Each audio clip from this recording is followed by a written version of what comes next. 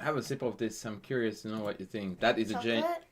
well, you ruined it. You're not meant to look. I can tell it's... Let me tell you, it's not what I was hoping that it was gonna be.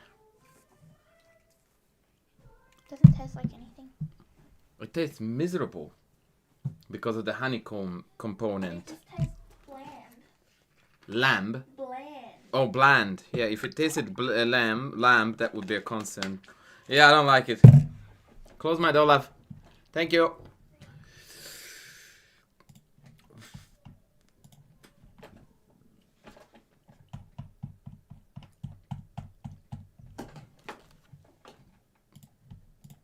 Okay, full Carinos. I don't know what we want to do today. What do we want to do today?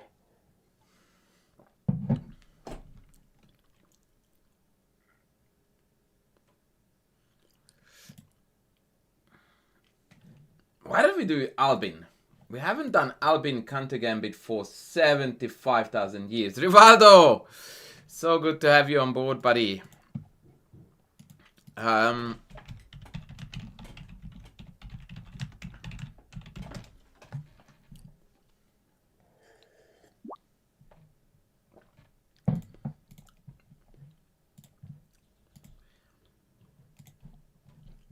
I'm gonna have some very serious fun for you guys today.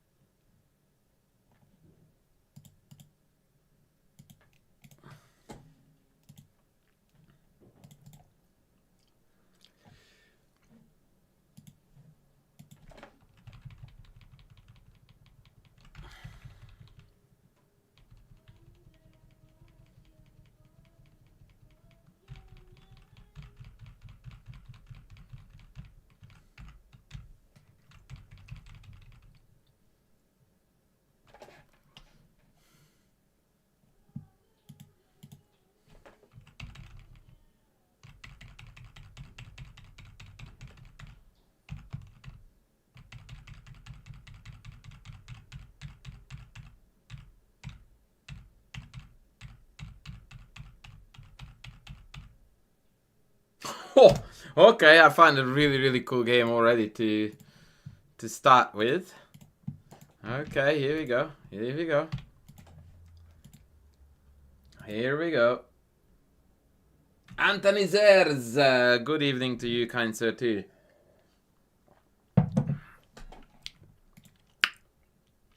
How's it going, young man? How is it going? I would like to wait for a few more dudes to join the party before we kick off in earnest. If I may.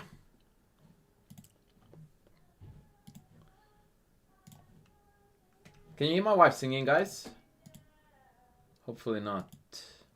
Okay, so why not coconut? Today is definitely not a Catalan masterclass, so I will adjust the Twitch title. Albin, counter-gambit. That's lecture. There you go. That looks legit. That actually does look legit. Now, this is what we're going to do. But I want to play a few bullet games just as a warm-up into the camp. I would like to have some, you know, viewers in the house to... Oh my word. Before we kick off.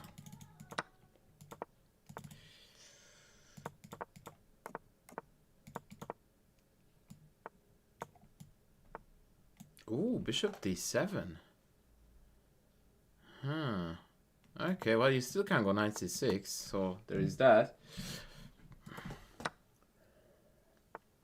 This would have been a hell of a lot better without e4 added to the equation, but still, I think we look good. I don't think my wife knows that she might be overheard. Oh, that was very talented by me to walk into that. But, let's look on the bright side. I want to have a horsey on f5, and that is gonna be menacing. Yeah, that horse is annoying as hell though. F4 will take care of that hopefully. And then... Yeah, okay, now let's go to D... I don't know if that was a good call to go to D5. Now we have this.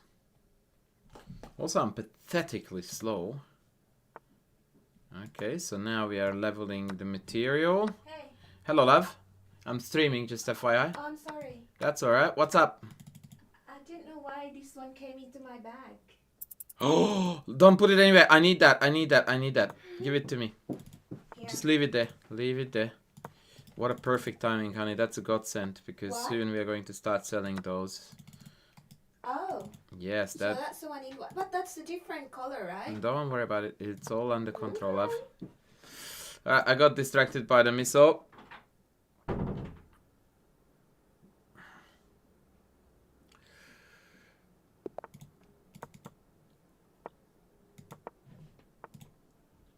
Jägermeister in the house. Howdy. What kind of question is that? What kind of question is what? Wait, I'm confused. What was the question? And what are you curious about, boss? C4, knight... Oh, knight f6 because knight g4 is on. Yeah, that was... I think he's losing now.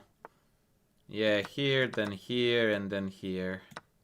Yeah, he fell apart here big time. Tuk, tuk, tuk. Now I have got this. Yep, check, check, check. Check, take that. Rook c... Oh my god, I'm so good at this game. OMG. Where is that horse going? Nowhere I can see. Nah, come on, matey.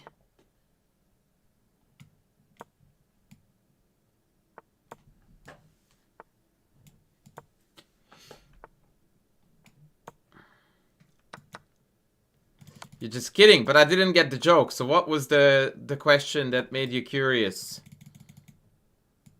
I can just cover up all penetration squares. Easy peasy, and now we're going in. Yep, trading. Trading and going.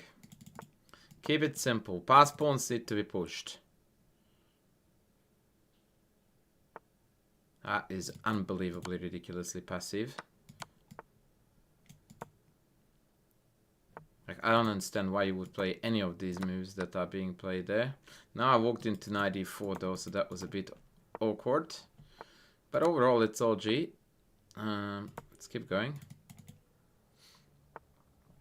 No, actually, I may have messed this up a little bit. No, I didn't. I've got a queen. Oh, he's gonna have a check. Damn it. That was a mouse slip.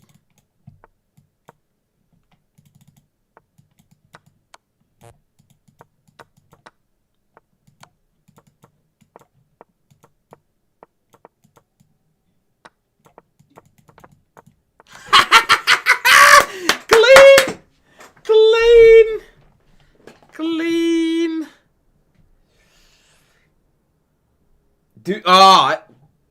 What? Oh, was that deleted by the bot or why did it not come out? Oh, hello, Kingsley. Hello, Jez. Hello, everybody. Wow, all the sexy humans are in. That's cool. That is very cool. What was I gonna say? I was gonna say something very cool. Yes, for those of you who are just tuning in now, we are going to have a party about the Albin counter-gambit.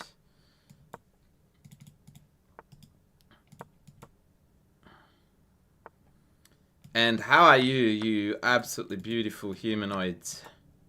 We always like the exchange, yeah? We've had the YouTube video about it. If you're still not doing it, I don't know what you're doing, honestly. Both actually, Jazz. That's gonna be the best part of it. Is that let's not do that. We're going to look at both. Wait, is there a check here that is somewhat annoying? Ish. We're gonna have a look at both. Maybe knight in is on. Sheesh. Okay, I missed this. Damn it. I wish that hadn't been on. AC, how are you going, man? Yeah, I missed it. I was killing the guy, but then I wasn't.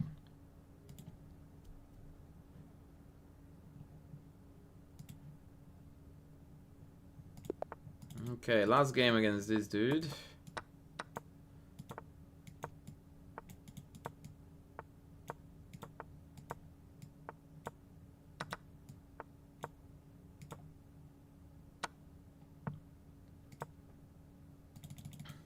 Which one would you rather see, Jazz? The demolishing or the playing it? Oh, hello. You what? There? Huh. Okay. That's bullshit.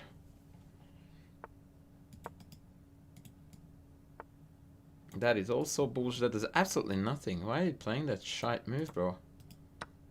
Oh, for fuck's sakes. Of course it did do something. Ay, ay, ay, ay, ay. I completely missed that this was on, believe it or not. I'm pretty sure you believe it, rather than not. Okay, let's just sack it all. I don't even know what I'm doing. That was weird a bit. Oh, there is a rook h8 mate here that I'm missing. Okay. You don't play with either color? Well, that's alright.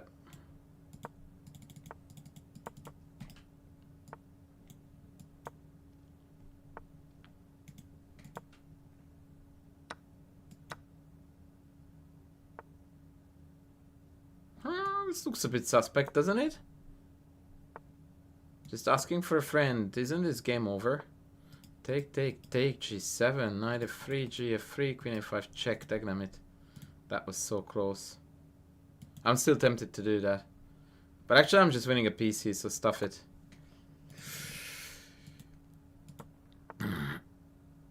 I would have been winning a piece if I had gone to literally any other square other than the one I went to. Oh man, I so hate to be stupid. Why am I starting the stream on such a negative tone? Hello, Strong Primate.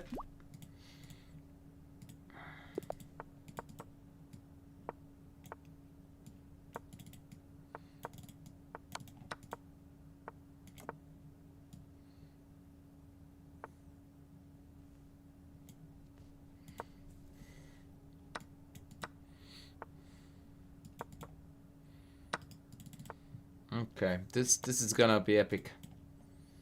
You want to tune into this game for sure.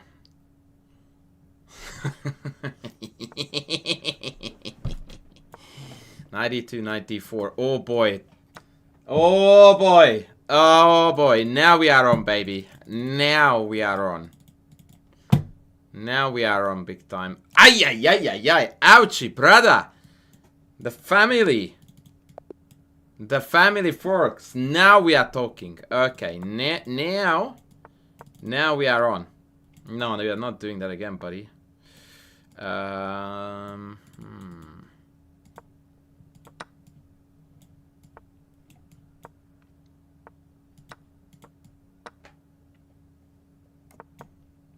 don't think that was cheeky. That was more devilish, hopefully. Now, is what I'm doing right now sensible?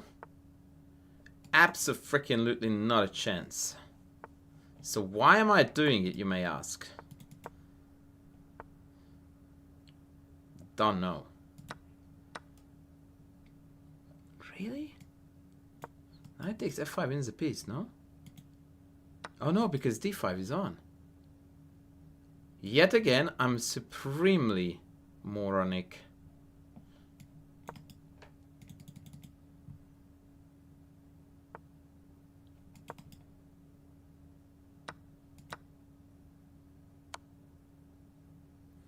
I'm so good. I didn't realize that this is check. Like that's my current chess level.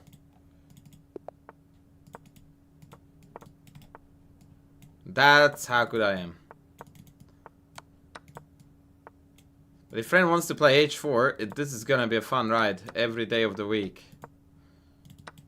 Oh, and it keeps on eating it. Okay. Okay, bro. Okay, bro. Well, I mean, CD is already very good looking, but let's just go here.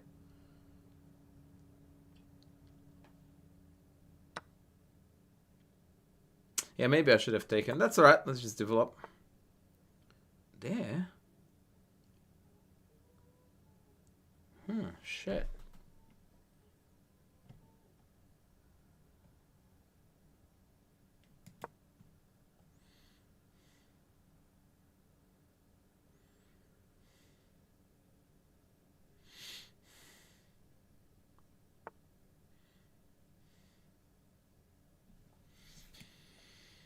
Some rook move would be nice, so maybe 94.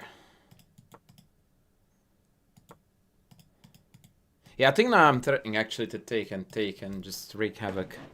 Yeah, that looks nice. I'm guessing he's gonna exchange sack. Because you have to sack the exchange. No, okay. Can I kick him in the face a little bit?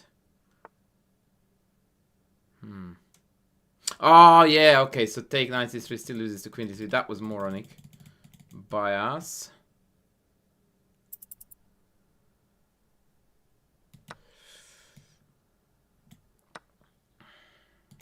Now if he castles, I'm dead. Well, I'm not dead, but that was terrible by me.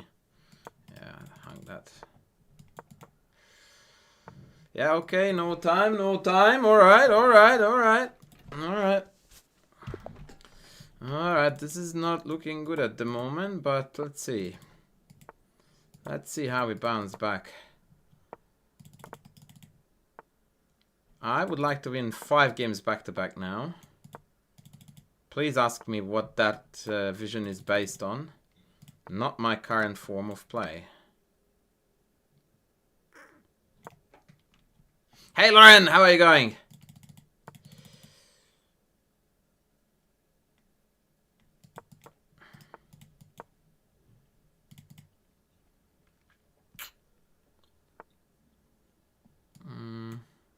Actually, I can leave it there.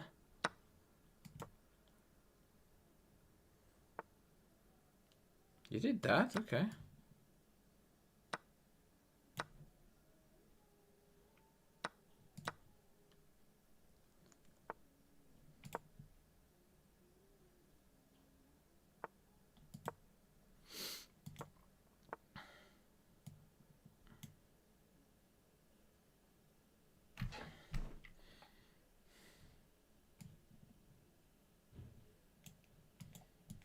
I'll go in.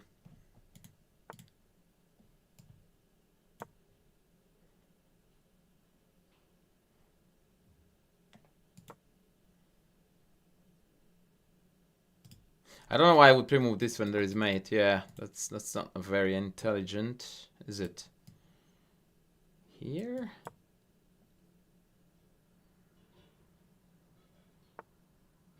Okay, that's subtle.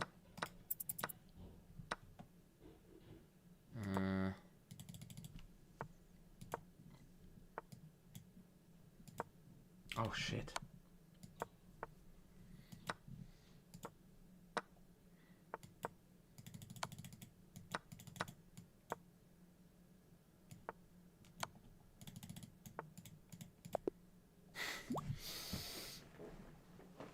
Oh, that's awesome, Lauren. Do you want to have a look at that? This is one of my worst,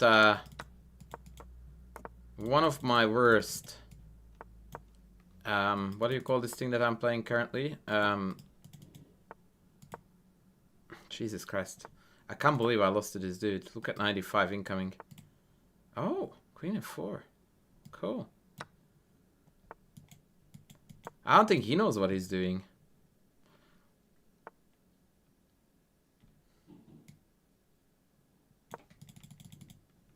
But let me tell you, I am utterly embarrassed by the fact that I lost to this guy like X amount of games. And I mean it with a degree of respect. Not a lot, but some.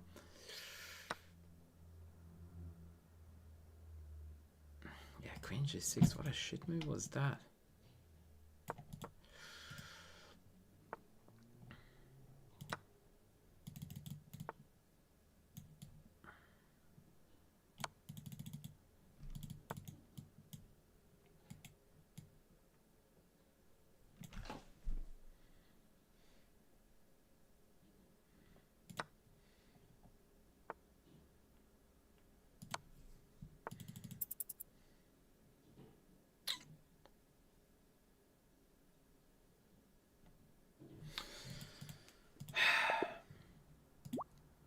I forgot that I'm playing rapid. Sorry, bullet.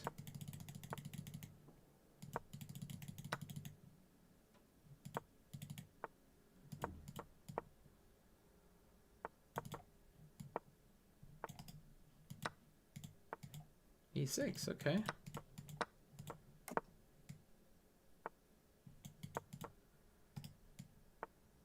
Oh, hello. Okay, okay, okay. Okay. Let's go, baby. F5. Holy smokes. Jesus. F5. That counts as a chess move. Hi, yi, yi, yi, yi.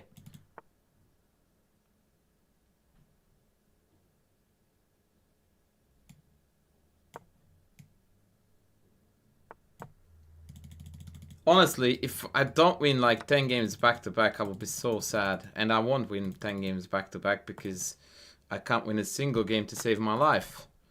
No matter how many pieces I'm up by.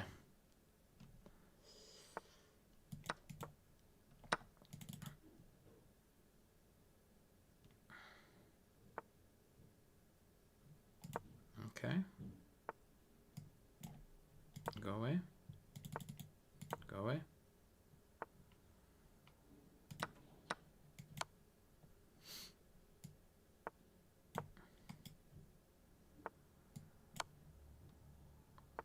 Really, bro? Like, seriously.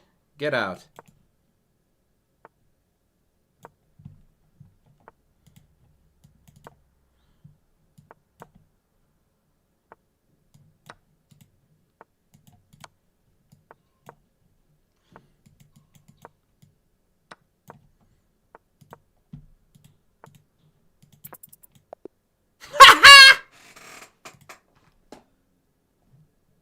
I thought for a second I stalemated him. And now he doesn't want to play more games. Unreal. Absolutely unreal. I actually genuinely thought that I stalemated him. Because he resigned right at the point when I promoted. And I didn't bother to look if it was a stalemate or not.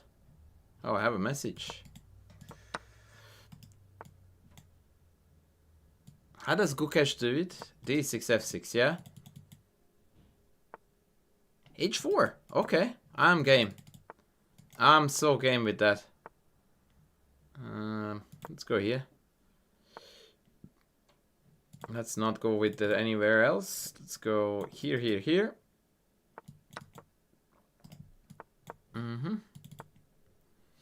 Let's open the center. I wish I had taken on D4 first, though. Well, I think we're good, because his pawn is pinned. Okay.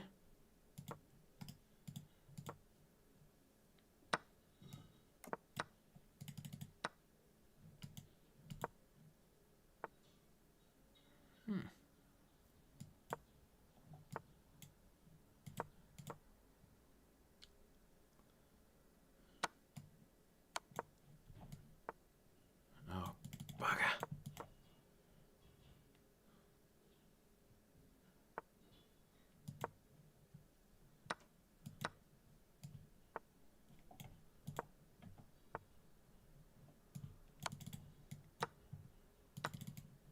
Come on, Sonny, GG. Oh, I blundered the pawn, sheesh.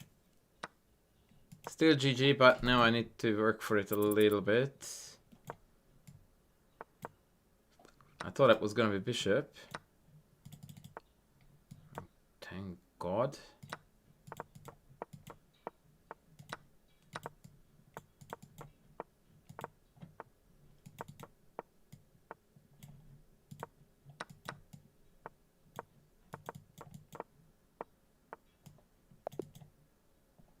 Okay, that's it. No more.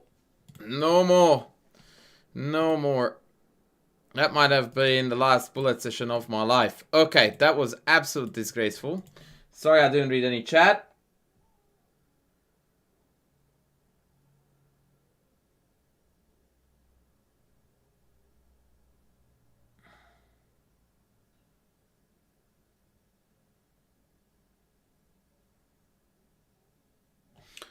So, I've got some games for us to get through. Let's start with one Vaili against...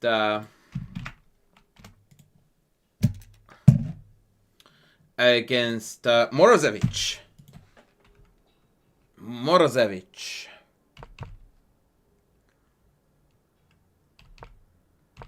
And we are looking at the Albin counter-gambit for today, folks. That's what's happening today. So let's go. Let us go.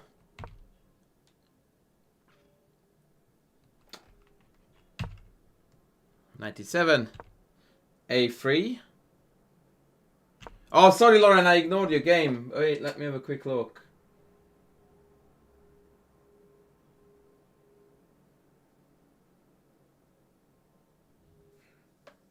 I'll have a look at that game in a moment. Bishop e6, g3, queen d7, bishop g2, and we are black and we need to play from here. I want to put something on clothing-wise. I'm curious what you think. This is a prototype, not the actual thing yet.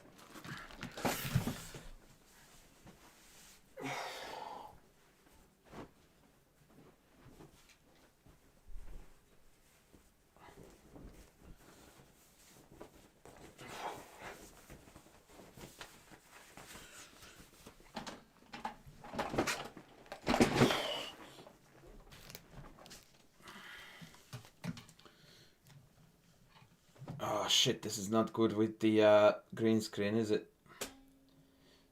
But you get the gist if I do this, yeah?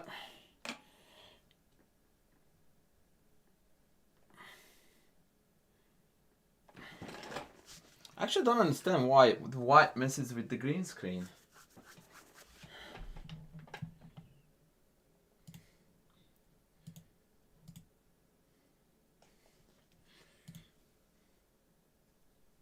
That's alright, buddy. You can get the hoodie. There is absolutely no problem with it. There is absolutely no problem with you getting the hoodie.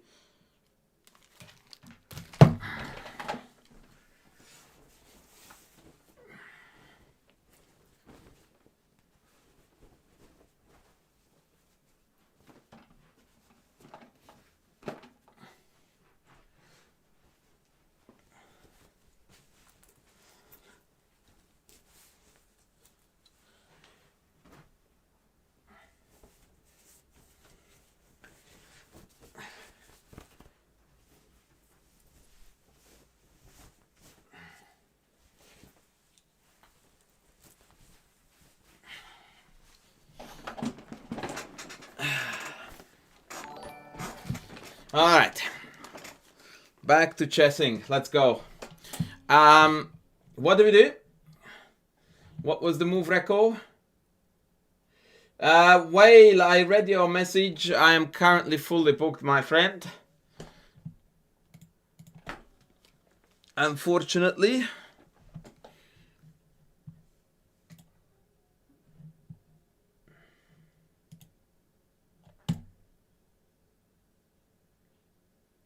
I'm not quite sure what resources you meant that I have for you, but if you meant coaching time, that is going to be a very, very unlikely scenario.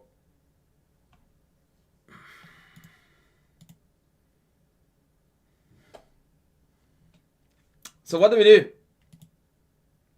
Knight g6. Knight g6 is best move, Lauren, but what do you do if I go knight b3? Oh, with c4 is on. b4, yeah. So the two best moves here are bishop h3 and knight g6. Queenside castles b4 is very, very depressing. Because now after knight g6, white has got everything they wanted in terms of you take e5, I take d4. Like, take castles, and all of a sudden the attack here is going to be faster. Bishop h3, b5, knight f3, knight f3, bishop g2, king g2, and now you have got problems.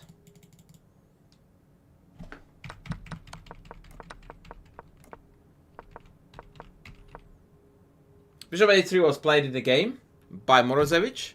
Castles, takes, and castles. Now, for the record, white is much better here. But this was played in a rapid tournament where you are more likely to get away with murder. No, definitely not g6. That's knight g6, my friend. Knight to g6.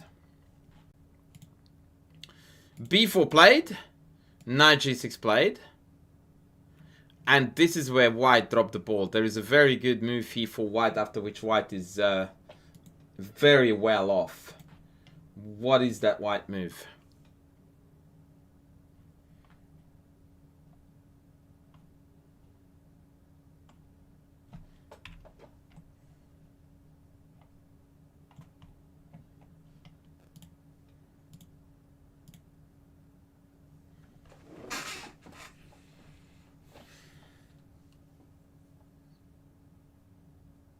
What is white's most annoying move here?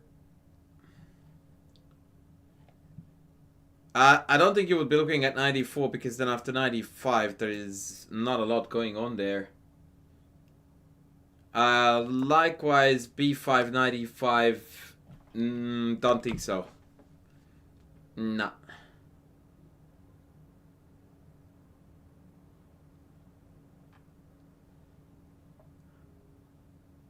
Which goes to show, by the way, that black's position is quite potent. Knight b3 is closer to the truth, but it's a move too soon. And h4 is a notable suicide attempt. Bishop b2 is second best. Bishop b2 is second best.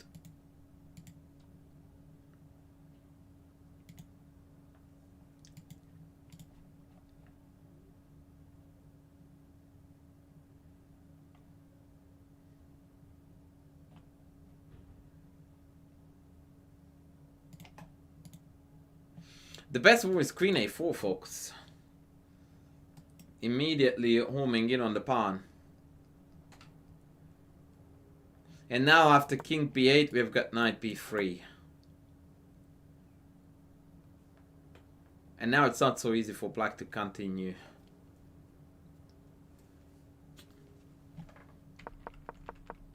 But unfortunately for white, they played bishop b2. And this is not as accurate. Black to move. How would you lead the charge?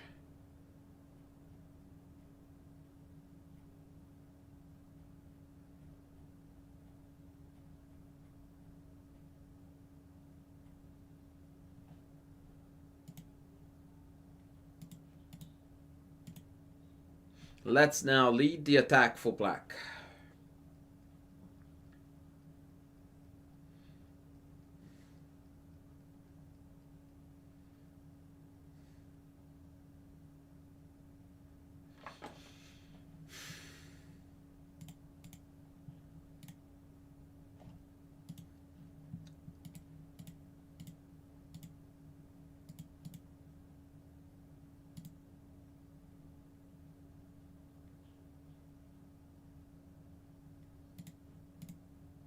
No, nobody. No one wants to attack with the black pieces. That's really depressing. Come on. Let's go. Let's rock. Let's roll. When do I do this teaching live? Whenever I stream, which is usually not at this time, but last week was a hell. So I had to find some other times to stream.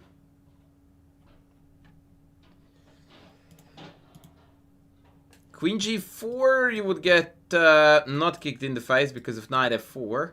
Queen g4 is playable, actually. Yeah. The target is the king, Lauren. I will highlight it for you so you can easily see it. The rest should be easy.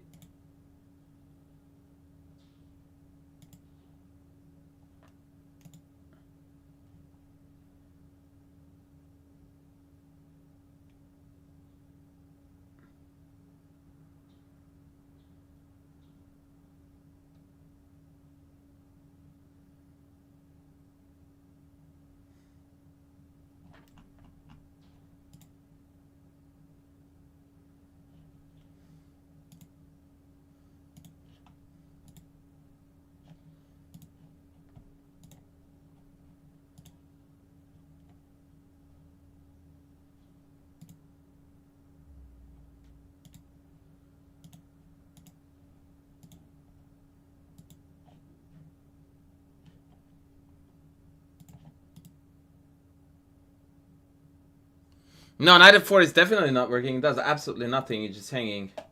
I don't understand, Lauren, that if you want to go h5, h4, then why are you playing queen f5? If you can explain that to me, you are a trooper. But I don't think you can explain it to yourself, let alone to me. Taking e5 is doable, but it's not great. Because if you take this way, you get hit with b5. And you lose d4. And if you take the other way, then you lose d4 again.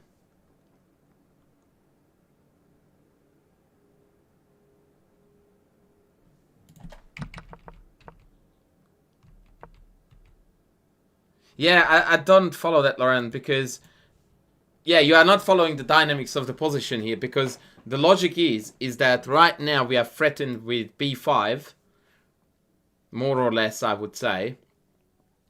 And after knight e5, they can take d4. Queen f5 does nothing whatsoever from white's of either perspective to change the dynamic. So you just play the null move. Because now after b5, knight d4, as a matter of fact, you just walked into knight d4 with a tempo. And even if it wasn't a tempo, once again, at best it's a null move. Because it didn't add any value to black, and white carried out the threat, right? So if you want h5, h4, let's freaking go. Yeah, I thought so too. And in general, by the way, when we are both attacking each other on opposing wings, pussyfooting is not on the agenda. Let's freaking go. Even here, it's dicey. b5 played. Knight e5 played. White is still playing well. Like, white is still ahead a little bit.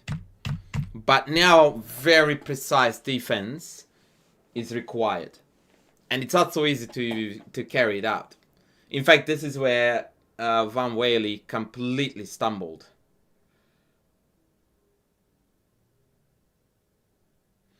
The machine comes up with a very ingenious setup that allows white to hold it together. I wonder how you guys would play it. Honestly, I would prefer to be black here because it's easier to play it with black, especially with lower time controls.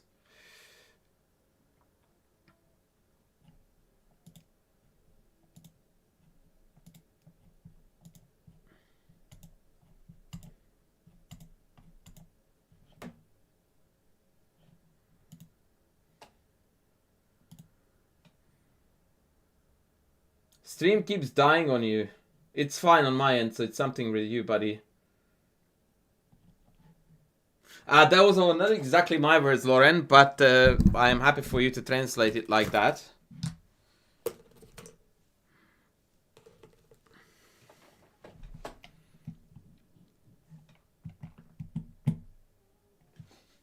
I still love this Cologne sample from Louis Vuitton. One day we can afford it.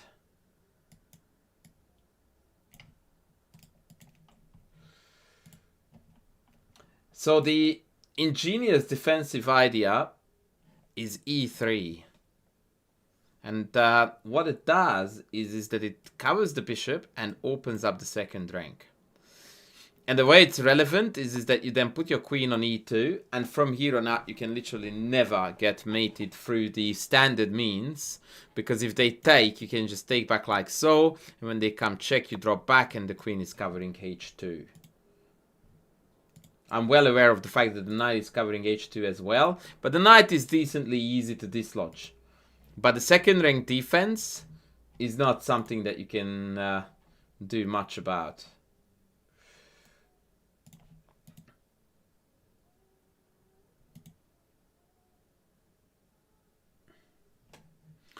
But instead, the Dutch GM greedily went on to take this. And now it's game over. Now it is game over. What do we do? What do we do?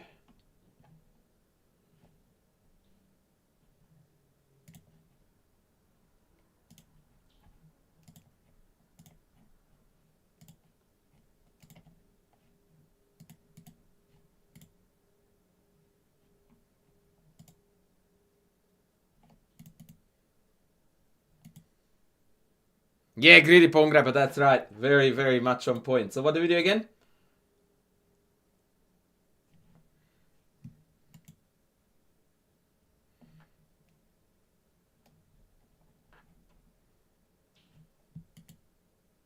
Queen g4. Best move. Dodging the queen trade, in fact hitting the queen, introducing knight f4 check. h3 still loses to knight f4 check. Van Whaley plays bishop rather queen c2. And it's our turn to shine again. The next two moves will shock you, by the way. Good question. Can we trade queens and trap the bishop? The answer, yes and no. So now you want to take, and then play b6, correct? But the problem here is that I can pester you on the other side and pick up enough pawns. Whereas if you go this way, then rook d7 can be very obnoxious. And again, you win the bishop, but...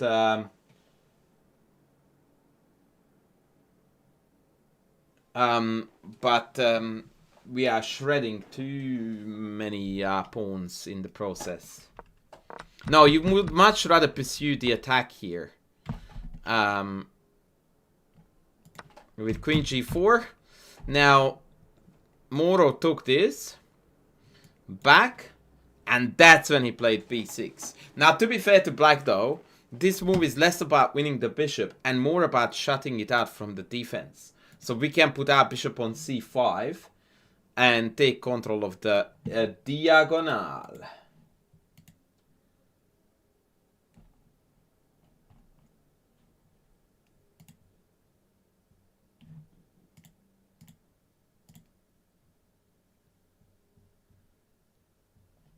Okay, let's move on. a4, Do thinks he's the attacker. And now we need one more precise move to find the spot where we want to crack white. This is actually not easy at all, in my opinion.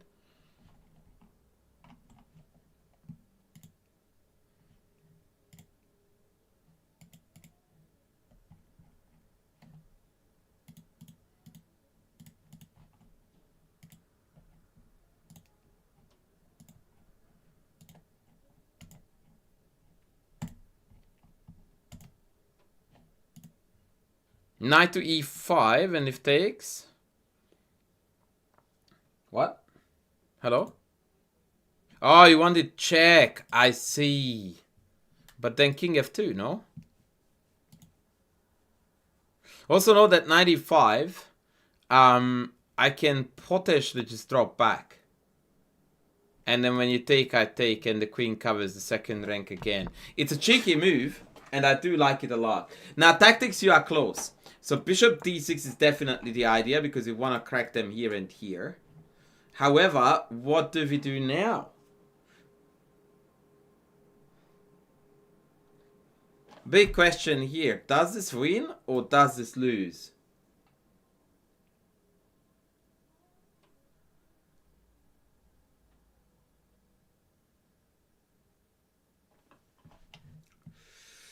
It wins, but for which color?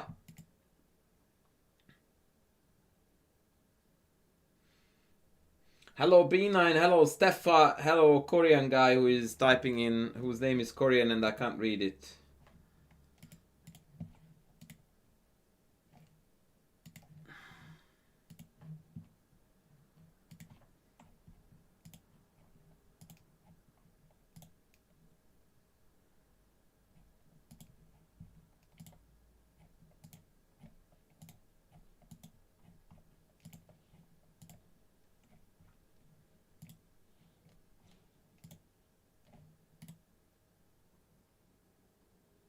Yeah, that's true that you're breaking the pawn chain at the very back, but it's not exactly called breaking the pawn chain. It's called sacrificing a rock.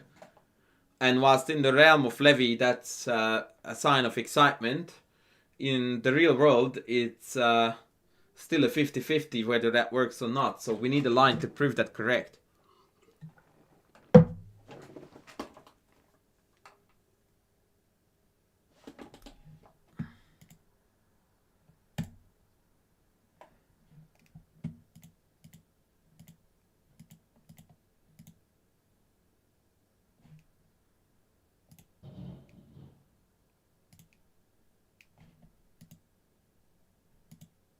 Anyone? Do you take a stance on what to do with this?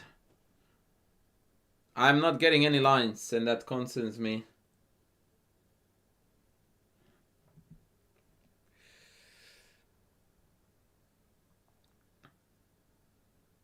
Lauren, you are blundering a little bit. Knight h4, knight h4, rook h4, queen f5 check is gonna make you not so happy in life, right?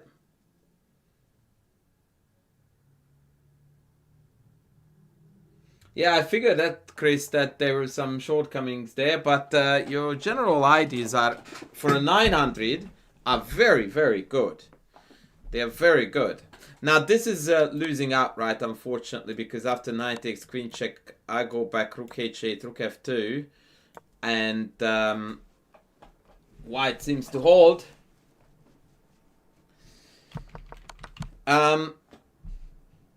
And Lauren's idea of doubling was correct, but if you want to double, why don't we double?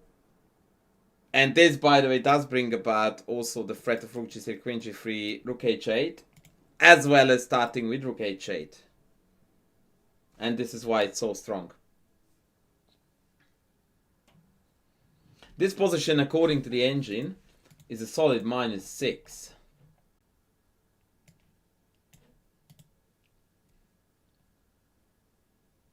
Now that is next level. King h1. Now that is already a sign of resignation because g3 could be picked off. But no thank you, we are going to build further. Rook f2. Bishop takes g3. And after rook g1, which was played, we get to be rock stars. Can you be the rock star?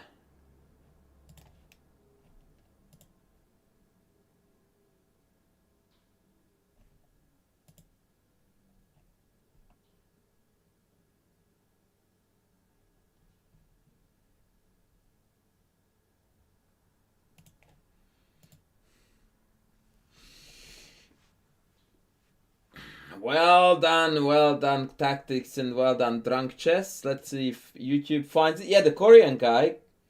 Korean guy, can I ask you to type in your name in English? I want to know what you're called. Maybe I'm not even Korean, but I think it is Korean. Yeah, the idea is queen f3. And after queen takes rook h2, rook h2, rook h2, we have got a fabulous checkmate.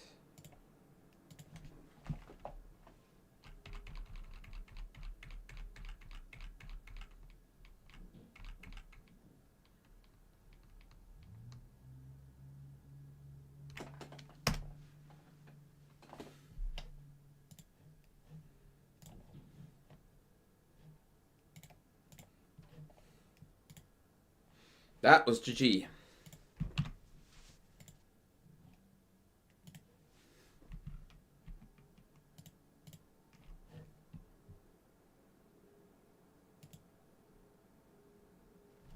Alright,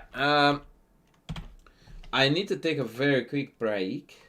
So I'm gonna set up a little riddle for you to work on.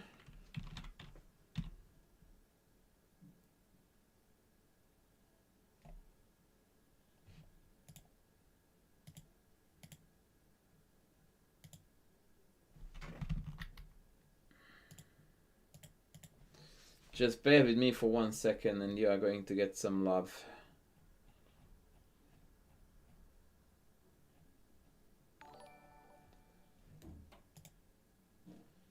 Thank you, Kagik.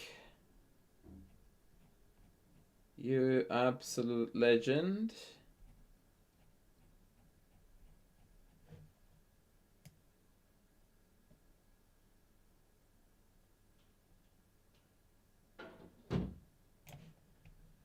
I wanted to give you something fun to work with. By the way, have you been following any of the big chess events currently ongoing in the world?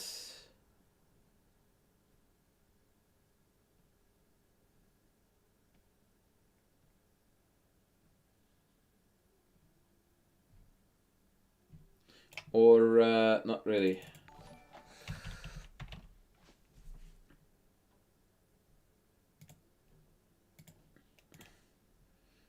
And thank you, memes, as well.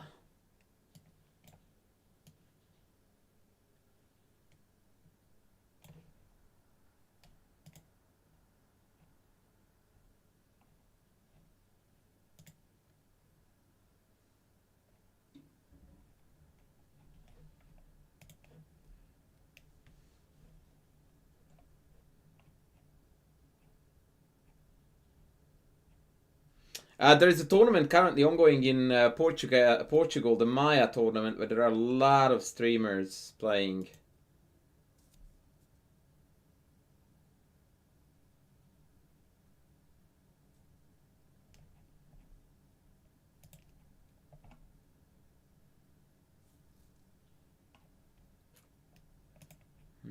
Can't really find a good study for you folks.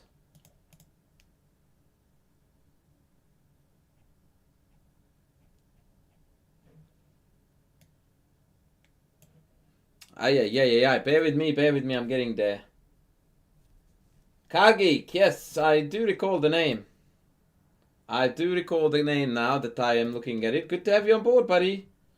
Good to have you on board. I hope life is treating you well.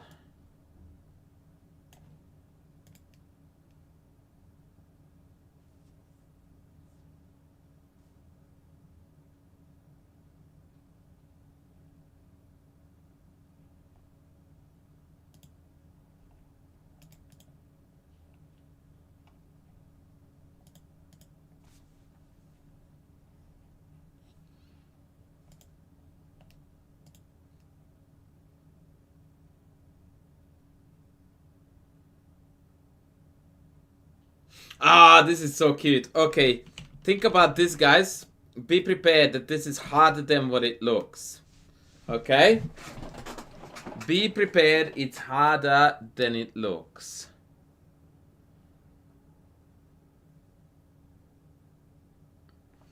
Much harder than it looks. White to move and win. I will be back in a minute.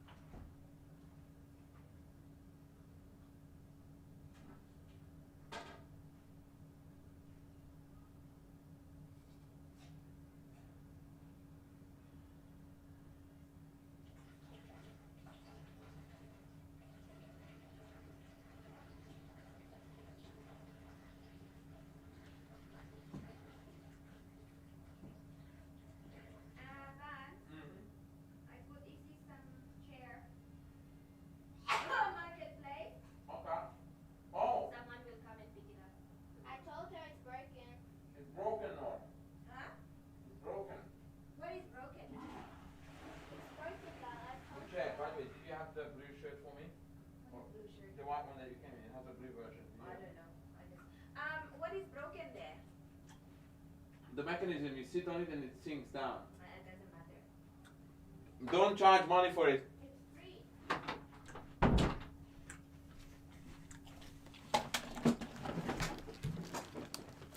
Alright, here we are. Who knows what this is?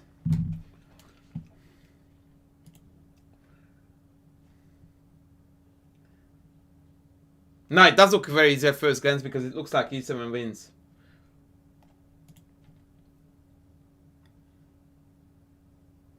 Oh, you're falling, Kostya there.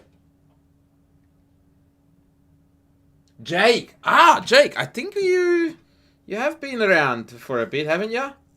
This is what we call a New Zealand citizen, by the way. Can anyone peel a kiwi in one piece. If you cannot peel a kiwi in one piece, then you cannot be an international master. It is one of the new criteria by FIDE that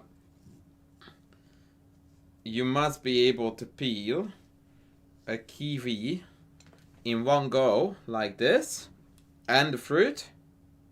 And you also need to be able to tell the difference between proper pants and the jeans. Although lately they have compromised the latter. Now you're allowed to wear whatever pants you want. So I'm pretty sure that now is the time when chess players, in particular Maggie, is gonna rock up in budgie smugglers just to demonstrate that he can still bend the rules. Cheers.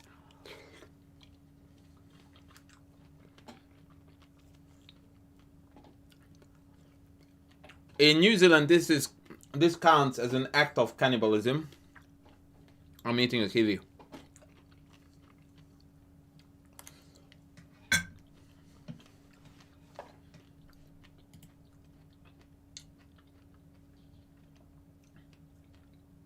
Just eat the skin. What kind of barbarian does that? And I've seen people do that. It's like, show, do you eat a banana with the peel on? No. Why would you eat a kiwi with the skin on? Like, what the heck?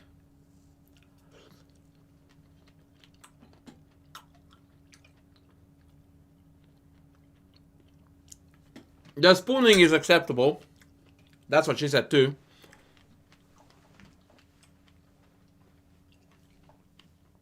Funny you should say apples.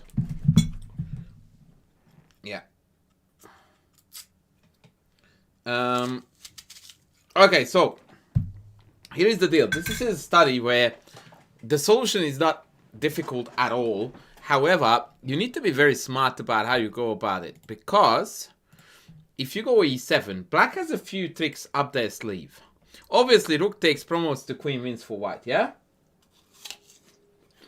But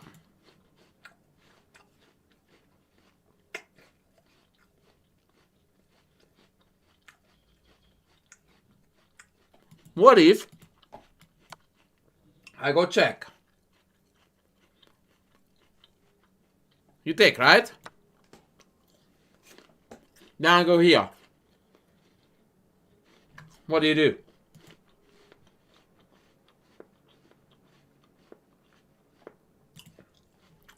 You go check, right? And then you expect me to resign. But I'm keeping on not resigning. What do? You get a queen. And ta-da! Out of nowhere, you got outfoxed. Ouch!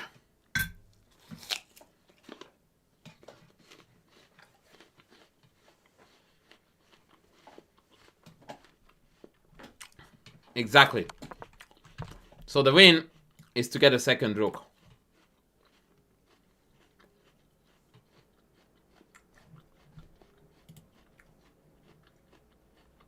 But we're still not done. We're still not done. Because what if I do this?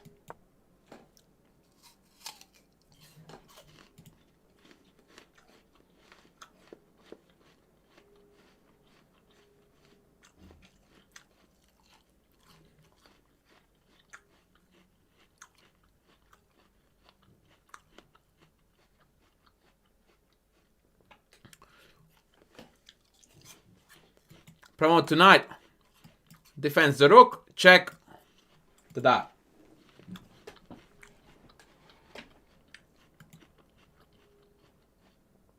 Now the point here, by the way, and this is particularly beautiful, is that if after king c7 you take, it's actually a draw. King d7, rook e6, king e8, and white can't stop black from taking the pawn. Tragic. Absolutely tragic stuff.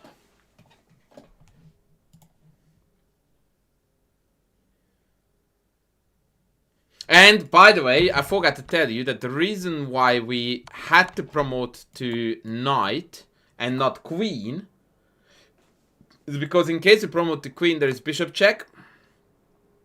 You have to take this and then check. And we have seen this idea already somewhere, didn't we?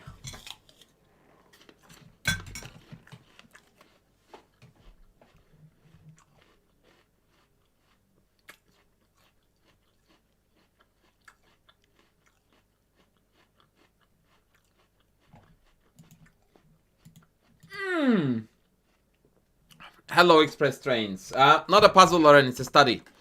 Last but not least, one more thing I wanted to show you.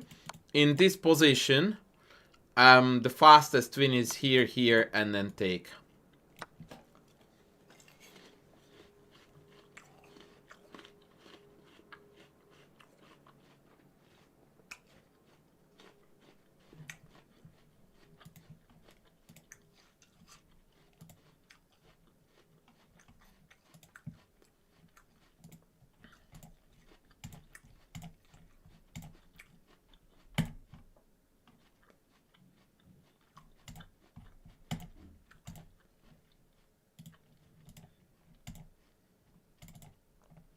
Alright, I've got the next game lined up for you folks, now that I am done with munching.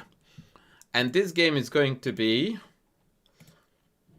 a very, very cool chess player against another very cool chess player. Two Grandmasters, Peter Heine Nielsen against Carsten Rasmussen. And this time round we are going to have a look at how the Albin gets absolutely brutalized. Check this out. Take, c4. As in d4, d5, c4, e5. Take.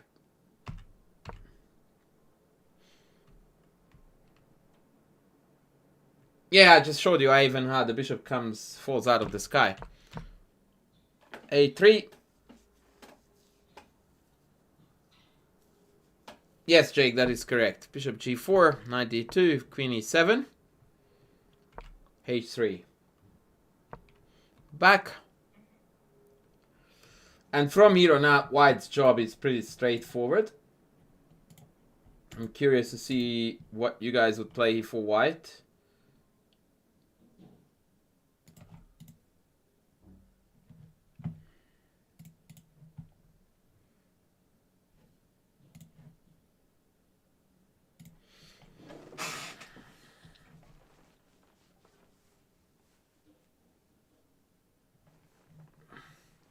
What's the difference between a study and a puzzle? Study is composed, puzzles come from games.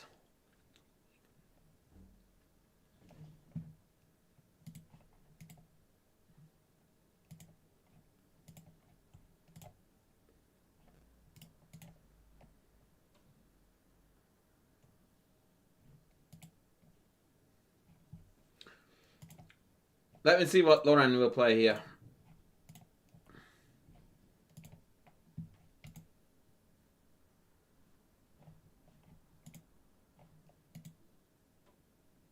G4 is actually a very good move here. G4 is very good. Bishop back, and then Bishop G2 is only third best here, but even that is brilliant. As in very, very good for White. Yeah, there is absolutely nothing wrong with G4. It's a great move. In fact, it will be played in the game. I believe more or less it's a move order issue.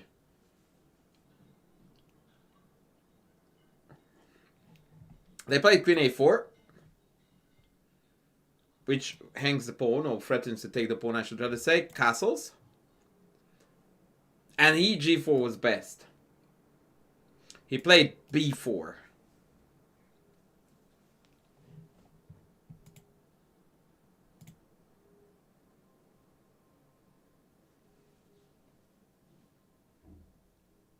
Knight e5 played. Queen d1 played, knight d3 checkmate. Joking. Okay, what do we do for White? Do we take e5 or not?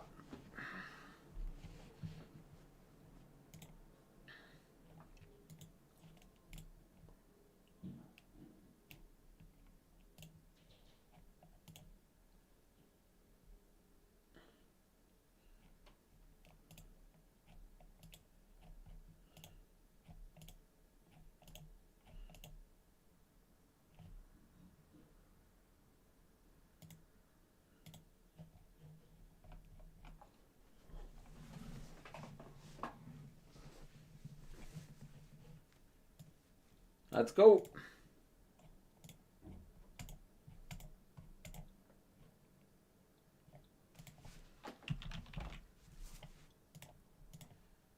Queen a7.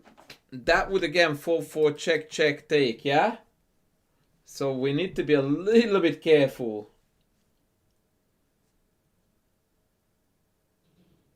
Terrible position for white. It's +2.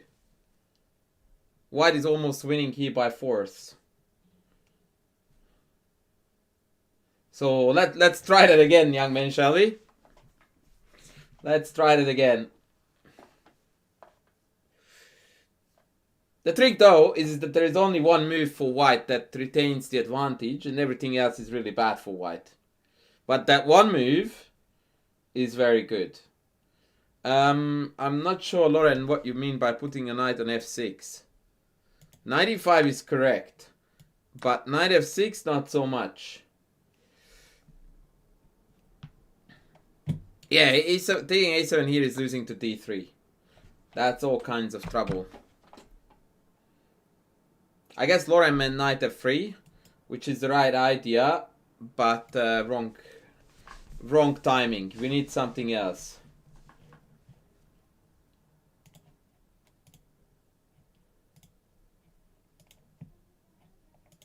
Yeah, whoever invented the descriptive notation, they should be tortured to death, then resurrected, so that they can be tortured to death again.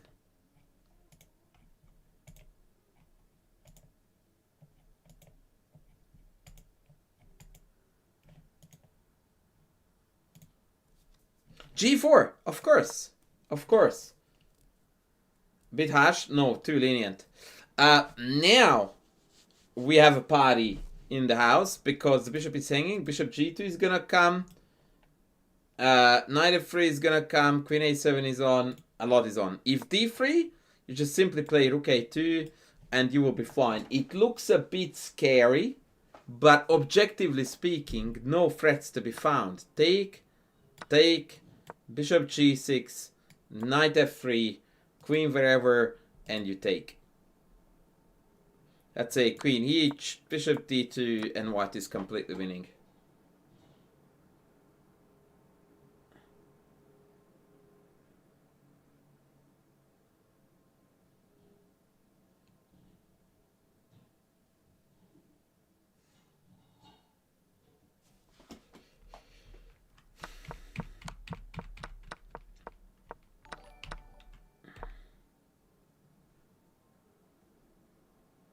Yeah, those of you guys who tell me that you love descriptive notation, all I have to say is that that's the same as living in caves. Ignoring the fact that housing and houses in general have been invented and mastered. That's about the quality difference there. Anyway, nothing personal. So we went bishop b2 instead of g4 first to even eliminate d3. And now g4. And now bishop g2. And out of nowhere, all the white pieces sprang out. Black kingside is still completely stationary. Things are looking gnarly. In descriptive, no one can make the mistake of confusing knight f6 with knight f3. But that's exactly what just happened.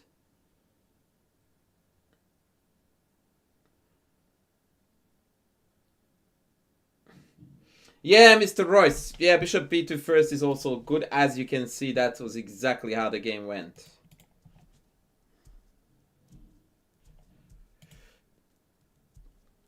Descriptive notation is a 5,000 years old concept about how to fuck with someone's head completely unnecessarily. So instead of the name having a proper coordinate like f3, if you went to knight f3, you would say that king knight to, is it bishop 3? Is that what that is?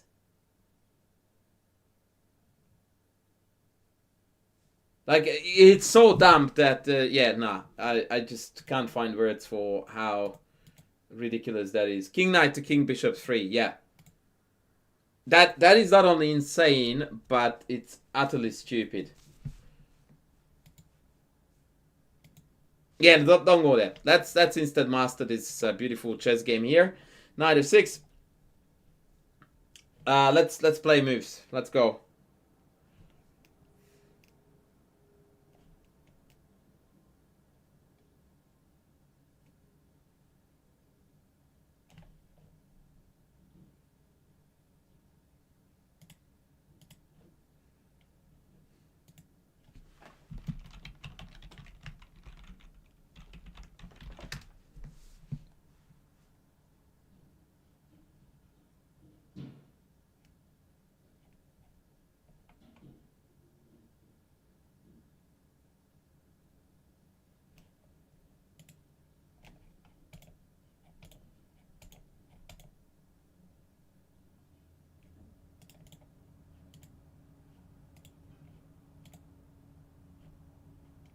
So what do we do?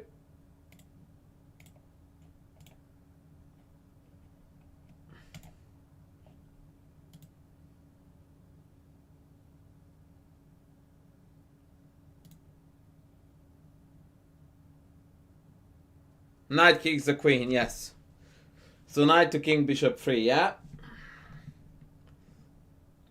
Very good. Queen f4 played. Castles played. So now I have got a question for the folks in the house.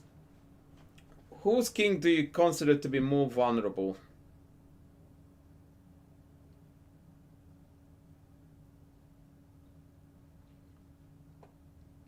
Whose king is more likely to get hurt?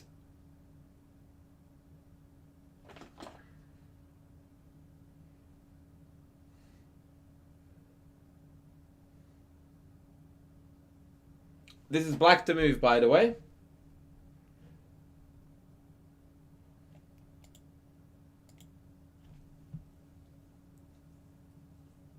A lot of people are saying black. So what do you guys do against h5 out of curiosity? I will then be the devil's advocate and I will argue this. Fine. You tell me that the black king is weaker. Play the game. h5, your turn.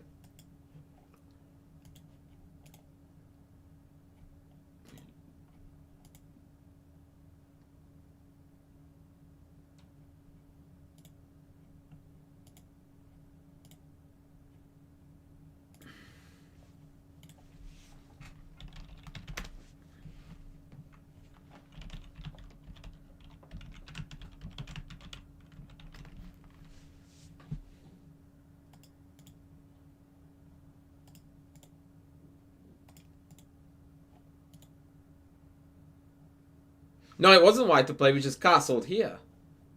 So you're telling me h5, g5 is your move? Okay.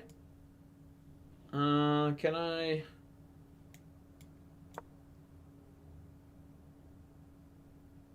Yeah, now I'm dying after bishop d4. Alright, you passed the test, folks. It is actually the black king who is in more trouble. However, after h5, we have an even better move than g5. What would that be?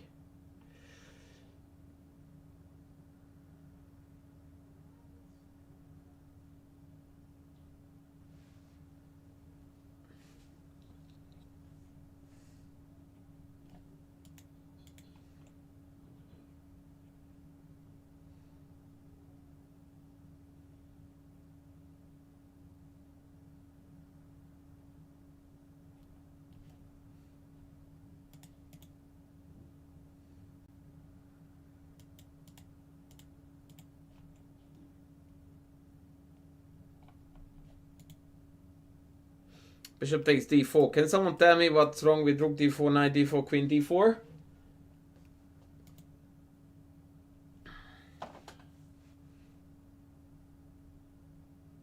Very good, Swiftness. You figured it out. So the reason why bishop d4 is so powerful here is because after takes, knight takes, the queen can't take it.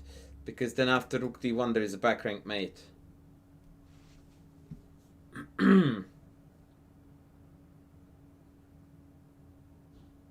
Yeah. So Knight e4 played.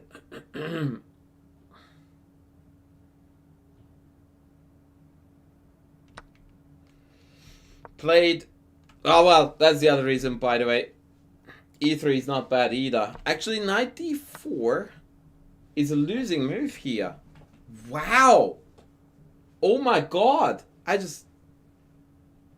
Wow. Okay. Now, I completely spoiled this game just then. I just ruined all the fun. This is actually losing for white.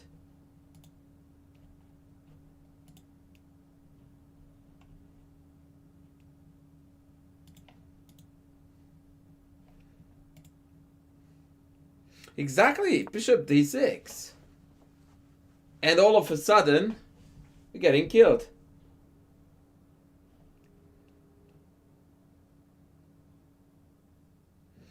Ay, ay, ay, ay, ay. Rook fd1, bishop e4. Let me turn this into a puzzle. Who can see?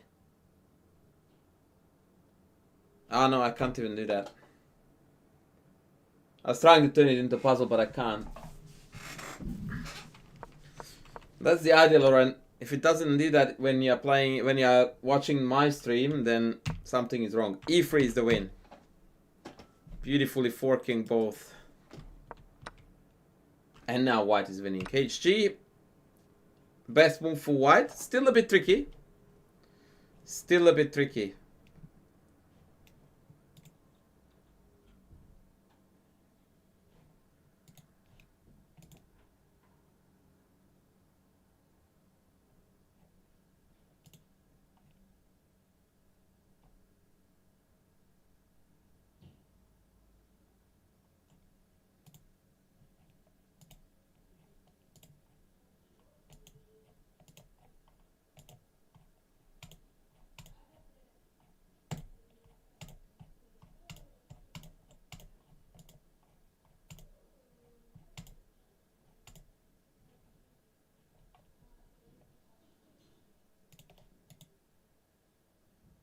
Knight c6, let's send it.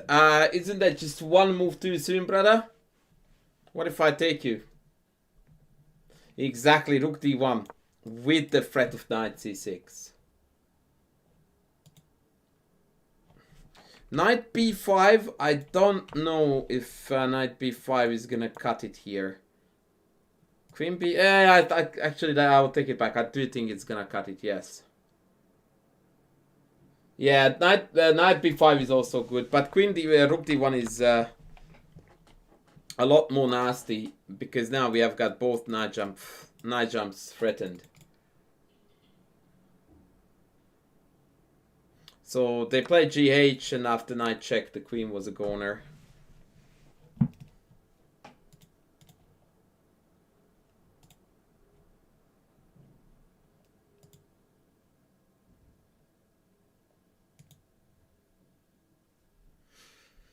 And the rest of the game was a goner too.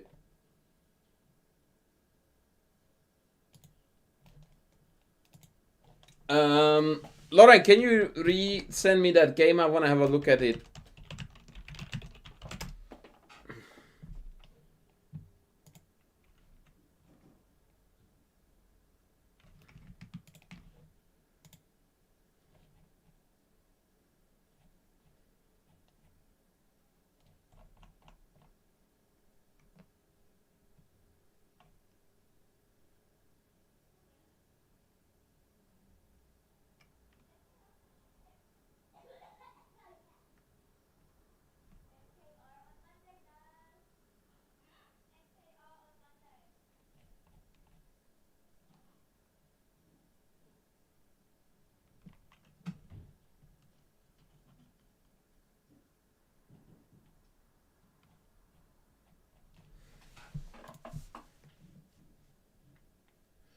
Phil in the house! You sexy beast, how are you going? Okay, Lauren, let's have a look at this. And by the way, don't forget either, chat, that I am providing game analysis for a little compensation. If you type !analysis, you will find the relevant info. So Lauren is white.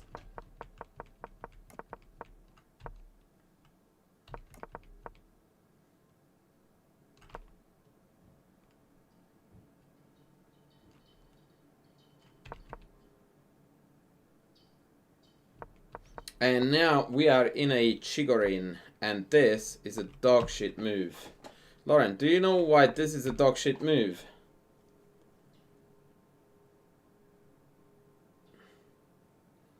Based on how you responded to it, I'm gonna go with a no, not at all.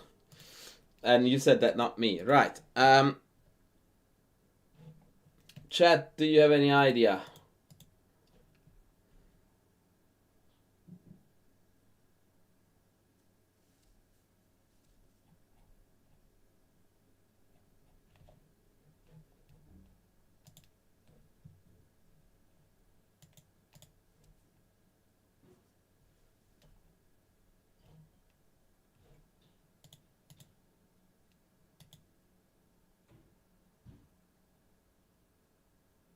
This is also theory, but queen c7 is the main move.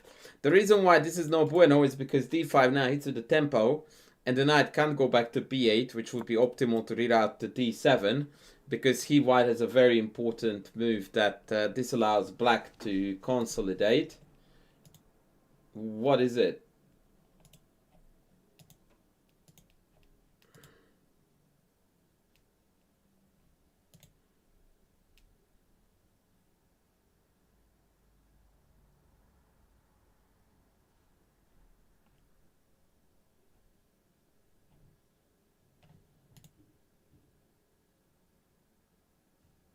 No, it kills it in the short term too. That's right, so now a4. And black can't keep the pawn chain intact. Very good. Who knows the only good move for white? Actually, two good moves, but one is noticeably better than the other. Okay, two good moves here for white available. What are those?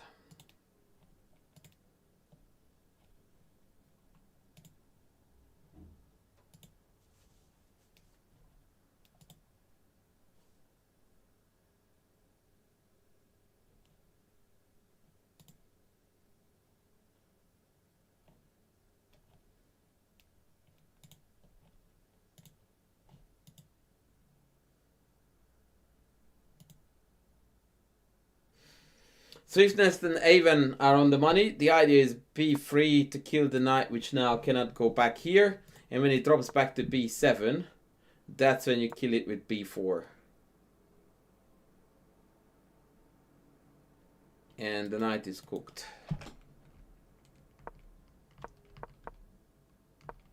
What's wrong with bishop b7?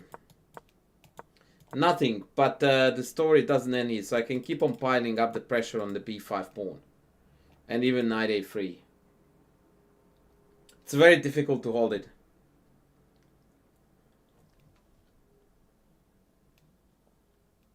Yeah.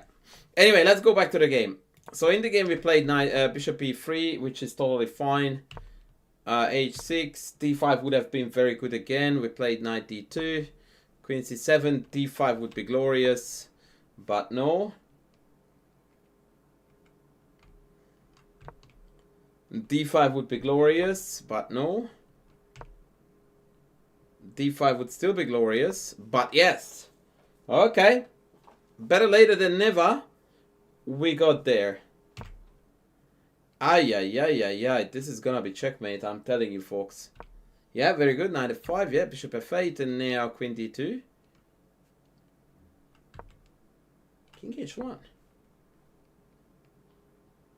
Okay, I don't quite understand the logic behind king h1 because you want to play g4.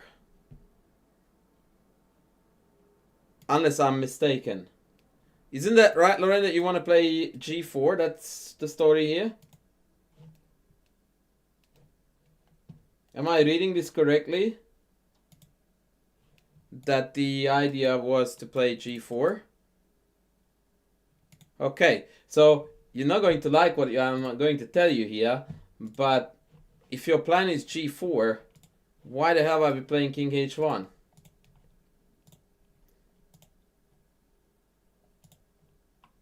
And you are going to tell me that it's because you wanted the rook on g1, to which I'm going to say this. Do you want to play g4? Yes. Then play g4. What do you want? Do you want the rook on g1 or do you want g4? If you want a rook on g1, play king h1. If you want to play g4, play g4. And you are a way better player than not understanding here how much more this is to the point. Oh, it's not that. It's actually a different story because rook g1 doesn't prepare g4 anymore. It just stands there very well. But depending on how black responds to your g4, g5 push, you can easily find yourself in a position where you totally don't need this. There will be a faster way to kill. And so the whole king h1, rook g1 shebang becomes completely unnecessary.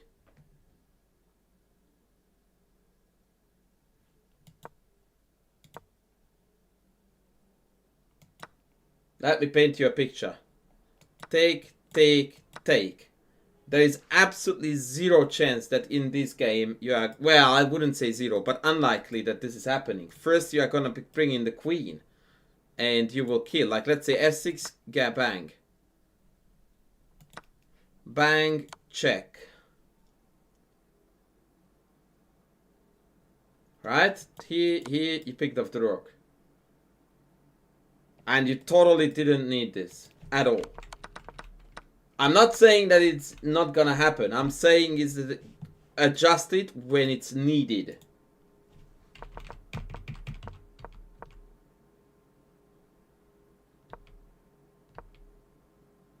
Okay, I'm ever so slightly confused.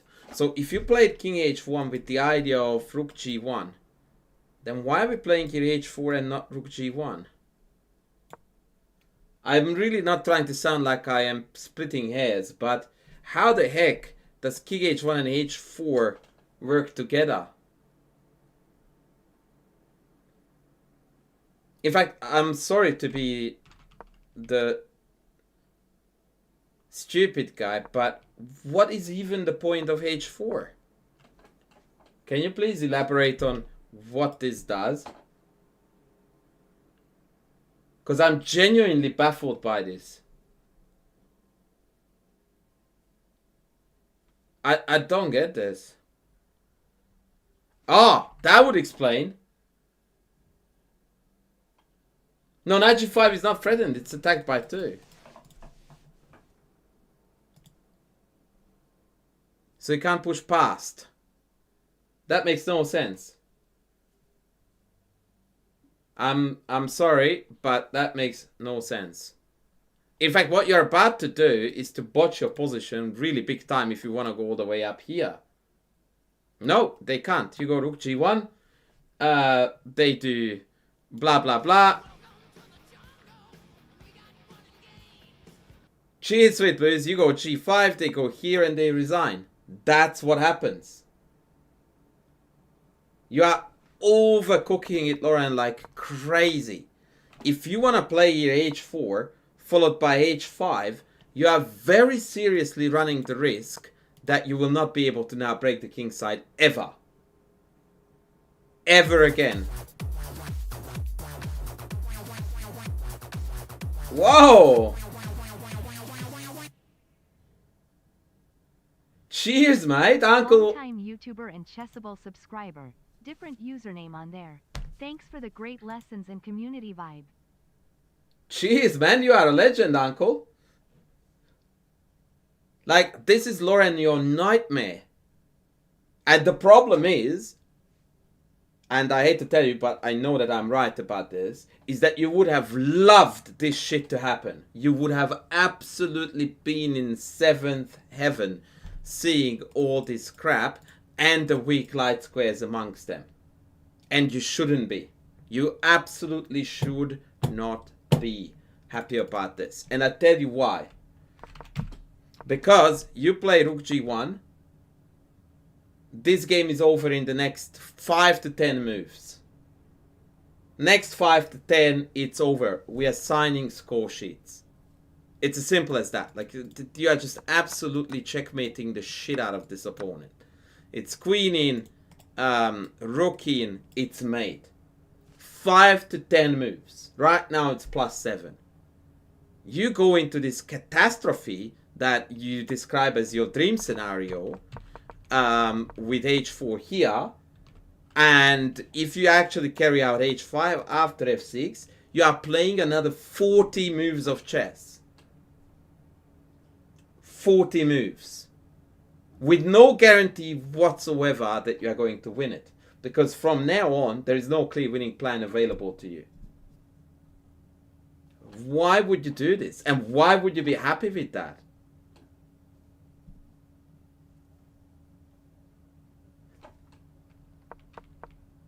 Like, I understand your aversion of g5, h5, right? That's fair. That is very fair. Which is exactly why we want rook g1. Because that takes the sting out of this. Well, it's not like it's not about me, Lauren. It's what's on the board. It's not my incredible ability to speak persuasive language so that I can get you on my side even when I'm full of shit. It has nothing to do with that. It's purely objectivity. Yeah, the problem is that you are too good a player to understand and appreciate positional finesses, and you are very attracted to them to the degree where you are willing to compromise dynamic attacking positions for the sake of playing pretty positional chess. And it should not be the case, ever. Okay, let's go on. Okay, so now if I wanted to be a douche, but I'm not going to beat this horse anymore, I would ask, wouldn't you much rather play this position with the rook on g1 and the pawn back here? Yeah. Very good. Oh, yeah. Oh, yeah. Okay. Okay. Now she's up to something. Ay, ay, ay, ay, ay. This is now carnage fest.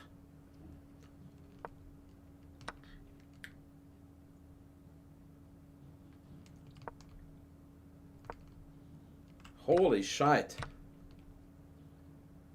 I mean, you should be reported for this. That this is bullying and harassment and all kinds of inappropriate behavior.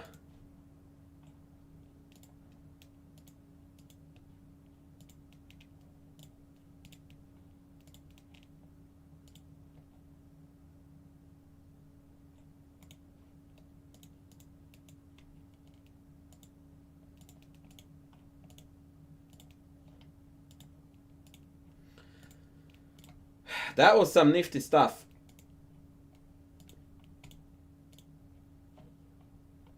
That was some nifty stuff.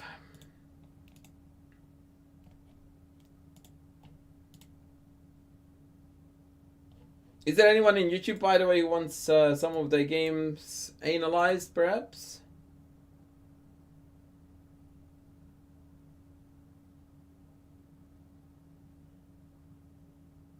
Yeah. Look, we are all a little bit victims of our own preferences. The anal rate, my friend, can be found out by typing !analysis.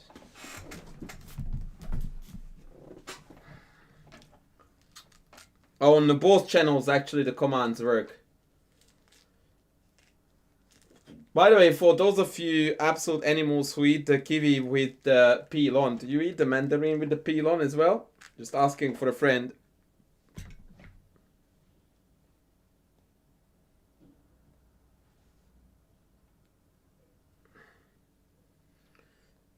Yes, Lauren, but I wouldn't do that because don't think that you gifting a sub is going to trigger 4 subs as a response. You know what I mean? Like, I'm very happy for you to gift a sub, but I very much doubt, based on how many people we have in the chat and how much interest has been expressed, that they would match it.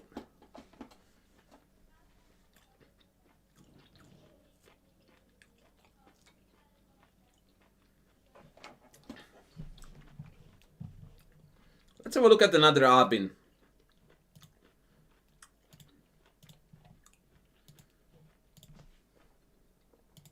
What?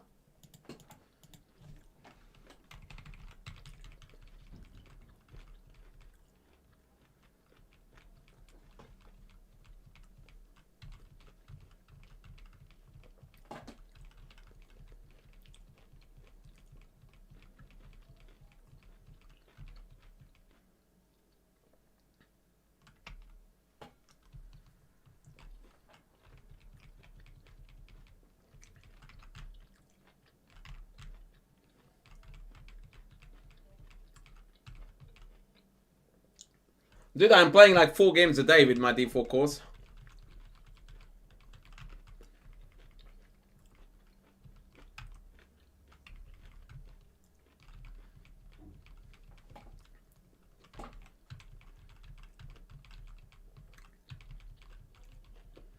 Oh! Oh! Ouch! Holy! Check this out, folks. Ay, ay, ay, ay, ay.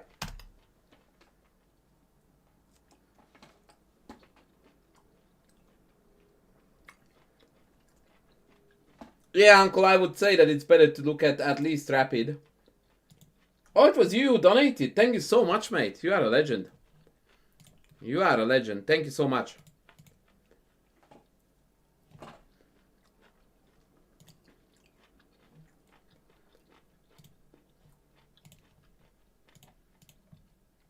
Guys, we have 1,700 subscribers exactly away from 50k. What's up? Lasagna's ready. Oh, I just ate 7 tons of fruits, so tell mommy that she's a rock star, but I'm not gonna eat for another hour at least. Okay. Door. Door. I'm coming. Yeah, thank you, mate. Thank you.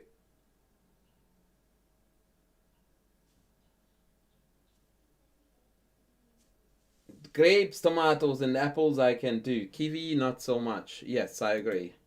Also, by the way, tomato, despite the very, very common misconception, is not a fucking fruit. Or if it is, put it in a fruit salad and let's see what people say. Do you put it on a salad with other vegetables all the fucking time? Do you ever put it in a fruit salad? No. Do you? Why not? Because it's not a freaking fruit!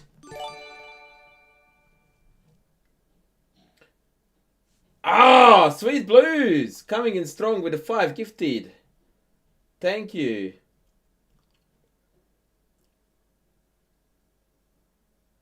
Exactly, Uncle. I knew that quote, that knowledge is knowing tomatoes a fruit and wisdom is not to put it in a fruit salad.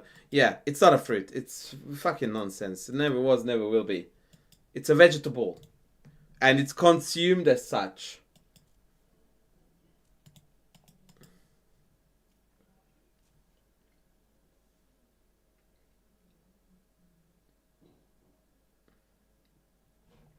Sweet Blues, you can send me your game as a whisper on Twitch. You can put it in the chat. You can send it to me on my ChessCom account as a private message. Whatever you want. Oh! Hello! We are in September, guys. Subs are cheaper this month.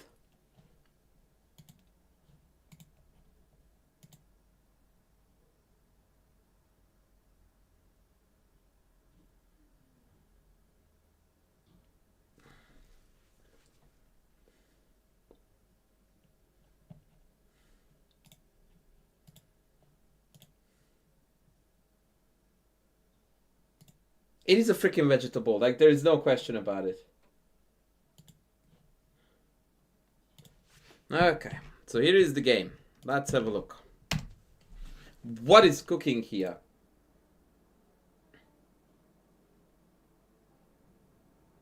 Yeah, the taunt attack guy would. Yeah, I totally get you. All right, are we Sweet Blues? We are black. Okay, all right. Let's get ready. The Alakine defense. Oh, yeah. So we are already going wrong on move 1. Okay.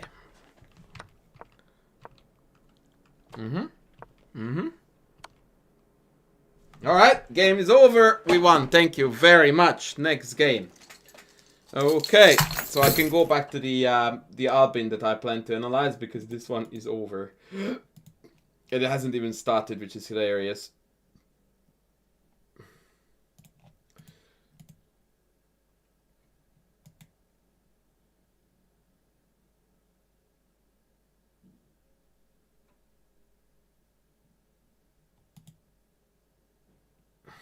Right, okay. Takes, knight g5, king back, very good. Queen f3, piss off, yeah, very good. Knight d5, oh yeah, yeah. Friend, talk me through the thought process of the following two things. A, what does knight d5 do to us? 2, why the heck are we not taking it? I want you to answer both of these questions. Please. Pretty please.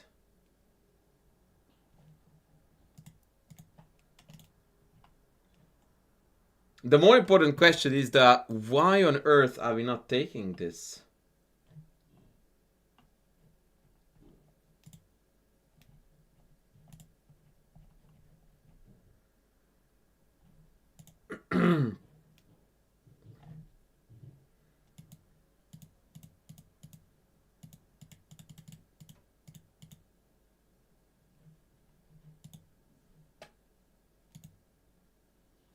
Queen d5 was problematic. I don't understand what that means.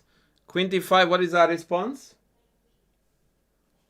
I mean, there is no such thing as Queen d5 is problematic. It's either mate or it's not. And if it's not problematic. So which one is it?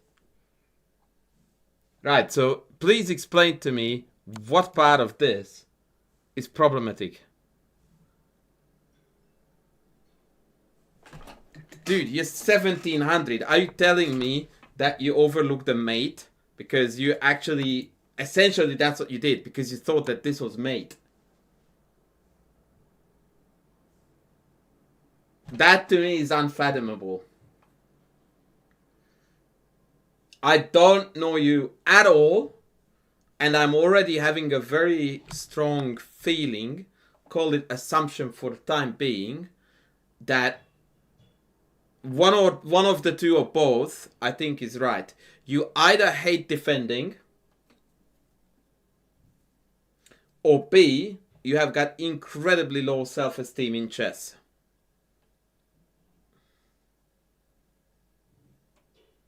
Now, I could be wrong, and it could neither be the case, but I would be surprised if at least one of them wasn't true.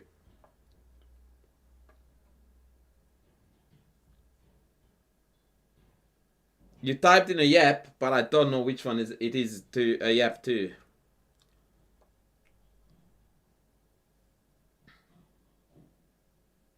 First one definitely true. Now, if you don't like to defend, why?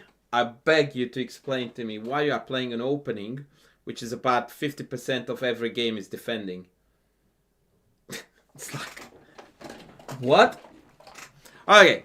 So question 2 was, what does knight d5 do? It attacks c7, so either you need to defend it or counter-punch, right? So, counter-punch. This is the most annoying attacker anyway, right? Because it keeps on making these mate threats.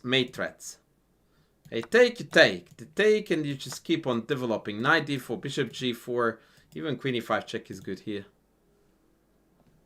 Just don't take it. Can I take it yet? Technically I can. Yeah, take. Right? Like, this is such a sissy move. Like, your opponent says, oi, I want to bonk you on the head on c7. And you go like, please do so. Make it hurt too.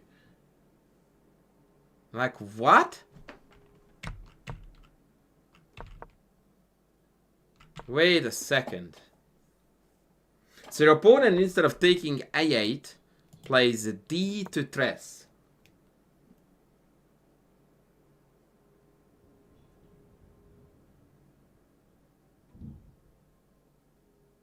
Yeah, exactly. Zoomja, you are right. Yeah, uncle, I get you, but what can we do?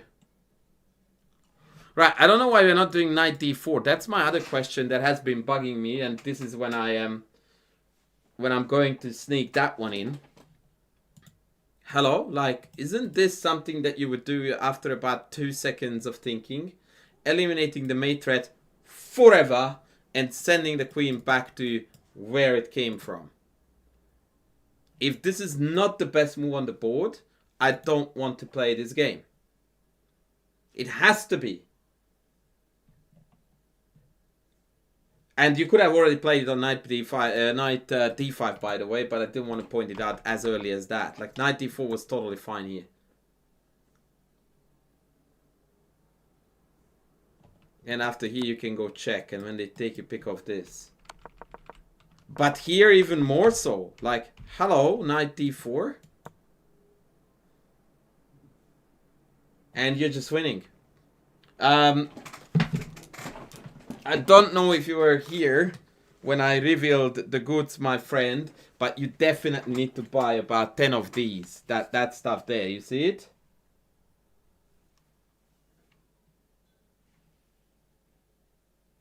This is what you want, brother.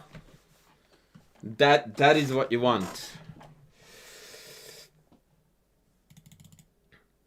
Zoomja, the shop is gonna launch very soon. And then you can have it, buddy.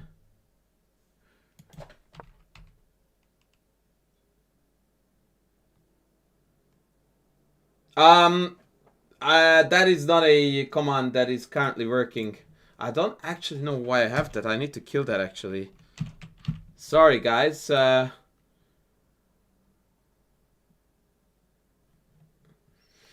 will be a new merge command soon, and that's not it. Alright, I'm going to continue the game analysis, although I'm getting very little responses from our friend Sweet Blues. Bish d6, knight a8, knight a8, great castles. Knight b6 back, yep, fine. c3, pathetic, h6, yeah, good, knight e4. Bishop e5.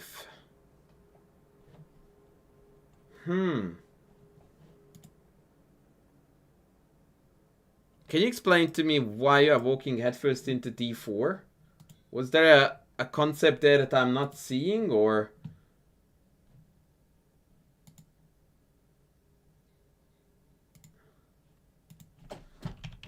What is the story there? Like, why are we provoking a very good move out of our opponent?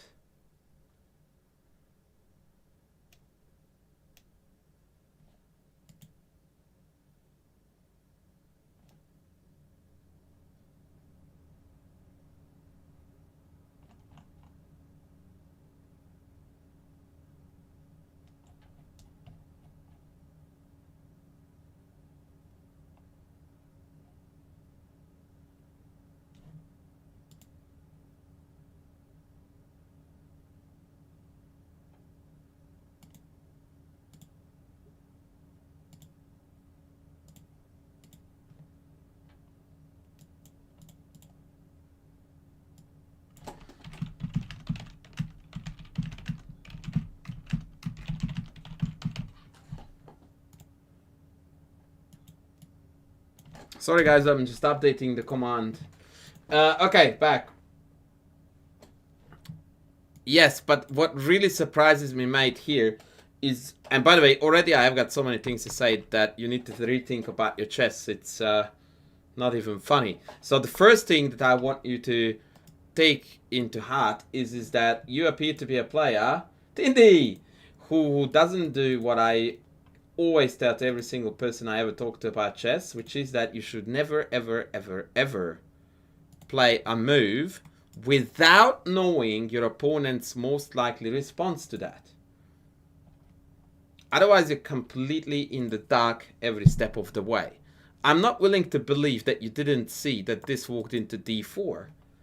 My scenario is that you didn't bother to even consider what your opponent is gonna do next. You just went like, oh shit, this is hanging, it's safe on e5, let's go.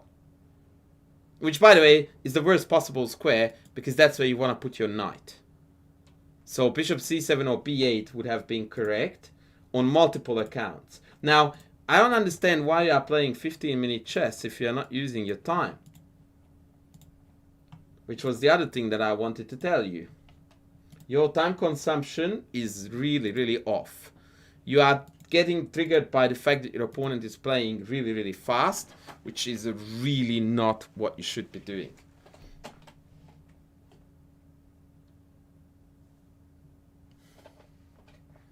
Oh, Tindy is in the house, so Tindy needs to see that this is gonna be soon your reality, baby.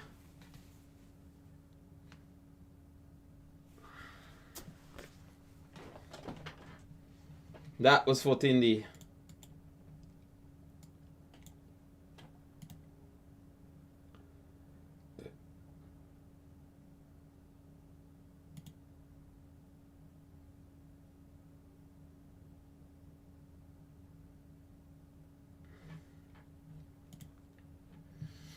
Okay, there.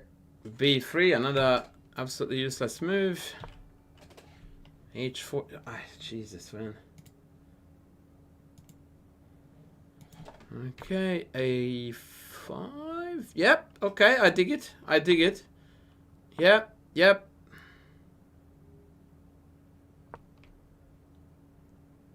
This is why I would have contemplated Queen G4 as well as Queen F5, but yeah, I'm easy.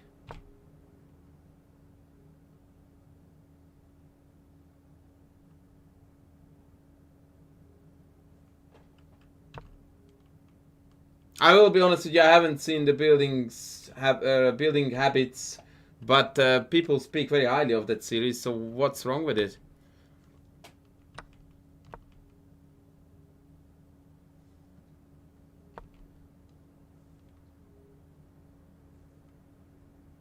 I thought you were gonna go to D8 now, but okay, I don't mind this.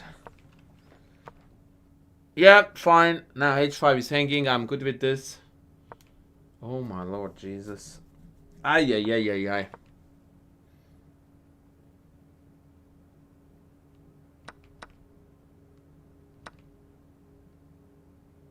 Yeah, it is a valid tactic. I like it. I was looking at 95 ideas as well with taking F3, which I think is the same idea but done better.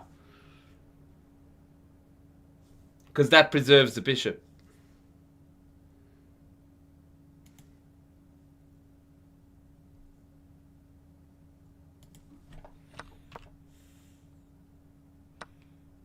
Okay, your opponent is about to resign this game now. No?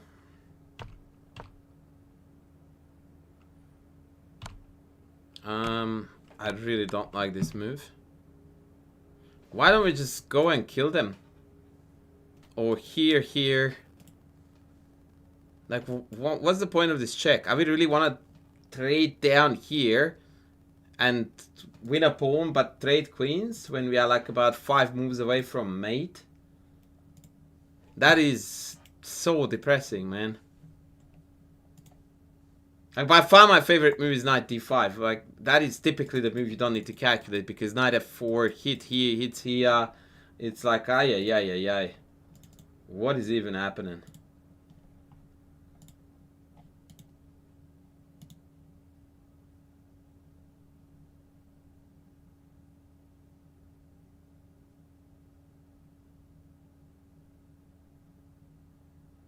I see. I have, like I said, I have never seen it. So I don't know. Anyway, I don't understand this move at all. Yeah, that's what I was afraid of.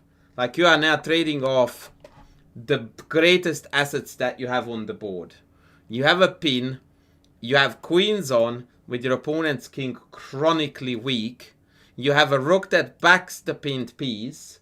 And you can further build on this absolutely tied down, miserable position from white's perspective. And instead you go like, hey, I've got 3 super active pieces. Why don't I trade them all off?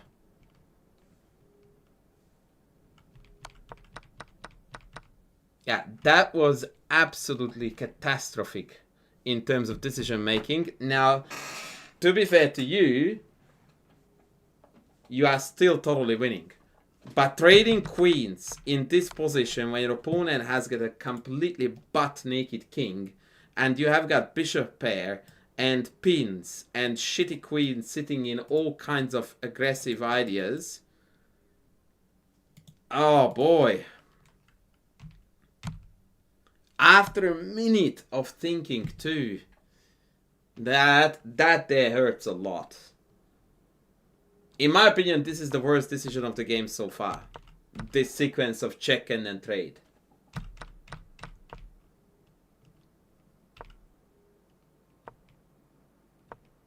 Yep, that's good. Yep, that's good too. And from here on out, you should not be doing anything but push, push, push, push, up, up, push, push, push, push, push, and queen. Nothing else. Absolutely nothing else. Because this is not breachable. Yeah. In my opinion, unnecessary, but playable. Yeah. I knew that this is what I was gonna see. Like, absolutely zero vision as to how you want to win. Like, why don't we just freaking go, go, go? Just go, man. Like, you have passed pawns. That's how you win this game. Push them all the way.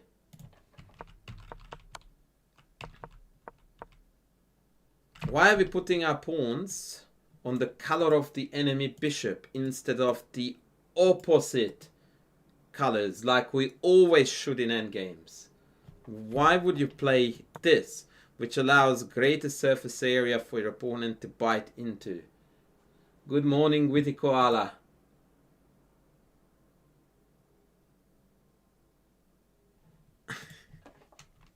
I love you too, Tindy. Okay, so you were trying to sell this cheap trick, right? Yeah, great. Except it doesn't even work. Oh, man.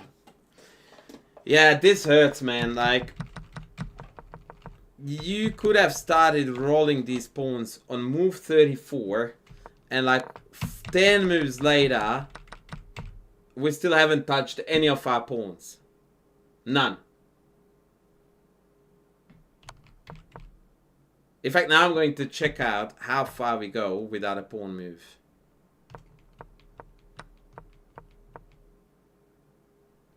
(48). We spent 14 moves not touching our greatest assets. Which is what she said too. Kerlin, careful with the language. That's not welcome in here.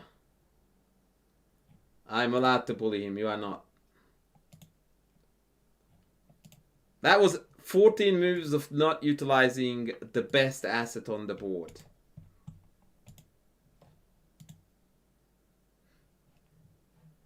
Imagine that you are a sniper.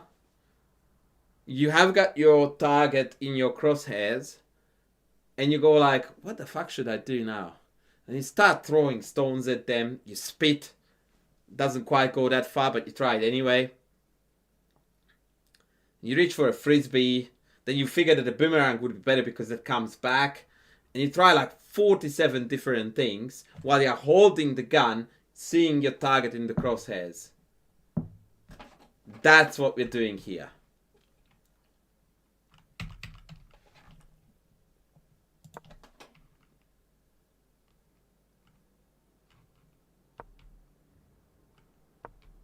And now we are worse, by the way. Like, you really need to be careful because there are times when I can trade into it and this runs in.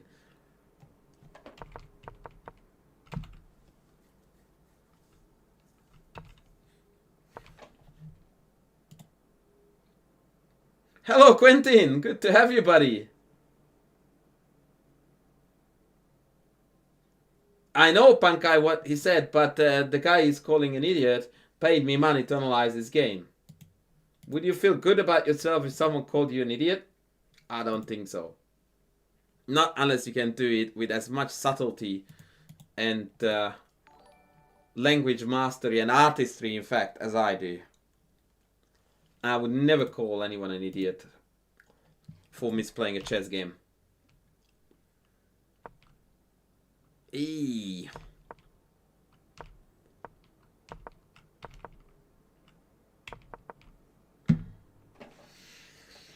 Ouch, man. This is emotional damage and then some.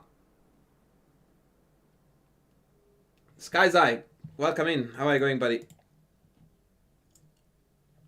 This was some serious emotional damage.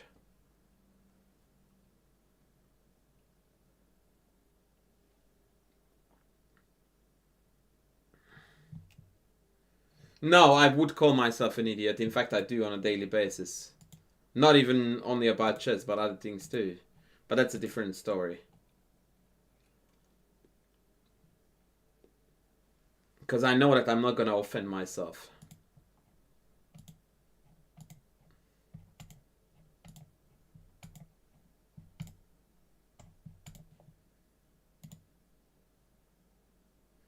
Can I check your game? I didn't know that you sent me one, Kerlin. Even less so did I notice that you paid for an analysis. Yeah, I feel like... yeah, there is a fair bit to patch up there, buddy. But 1700 nonetheless is quite respectable. Shit, I've got a lot of throws. How do they come by?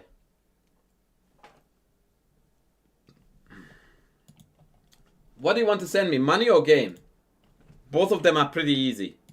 In fact, I would like you to figure it out.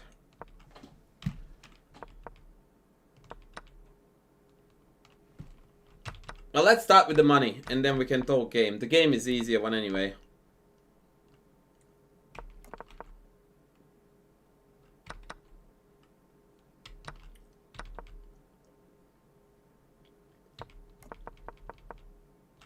F4. Wow. By the way, playing bishop f5 here, when your queen is in a particularly awkward spot, attackable by multiple moves, and then you put a bishop right next to it, tying the queen to that bishop, even if you can't see how it's wrong, it feels all kinds of bad.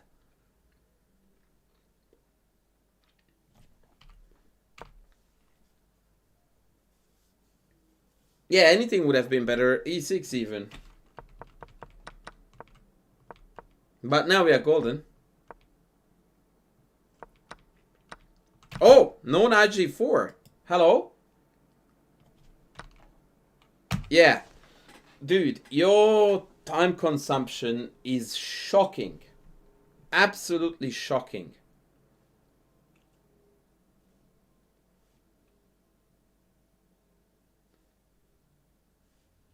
Dude, you can't tell me it felt like a good trade. Like, everything feels like a good trade if you spend 3 seconds on it.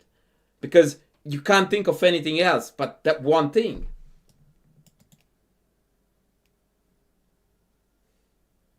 Like, there is absolutely zero chance that you can provide a meaningful input as to how you came to the conclusion that this was good, because you spent 3 seconds on it. Yeah, but once again, no, it doesn't. The trade feels good, but you are living in dreamland, man. Because what doesn't feel good is that your queen is guarding it. It has very few squares in the vicinity, in fact, 1, and you are attackable. So it doesn't. It doesn't feel good. On the contrary, it feels extremely awkward. It would feel good if you get to play 5 moves back to back. But no, not the case. Your queen is now glued to this. You get attacked, you go back, you get attacked, you go back. It's miserable, not to mention the check.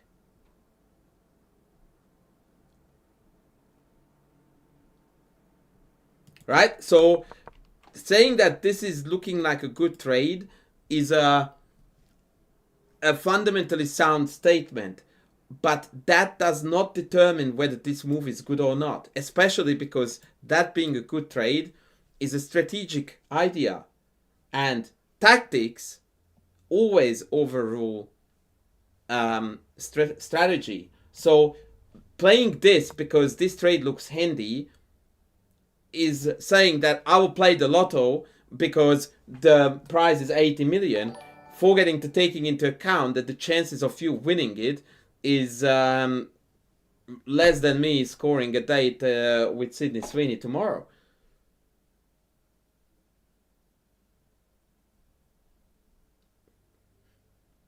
Kellen, just shut up, man. Like, enough. I tried to be gentle when I told you that you are not here to bully him. I am. Shut up. It's not cool. So, your strategic understanding of the game is great, but that's not enough. And you didn't leave enough time for it to be considered. Likewise here, like this trade, it's an okay move, but if you happen to see knight g4, we are assigning score sheets. As simple as that.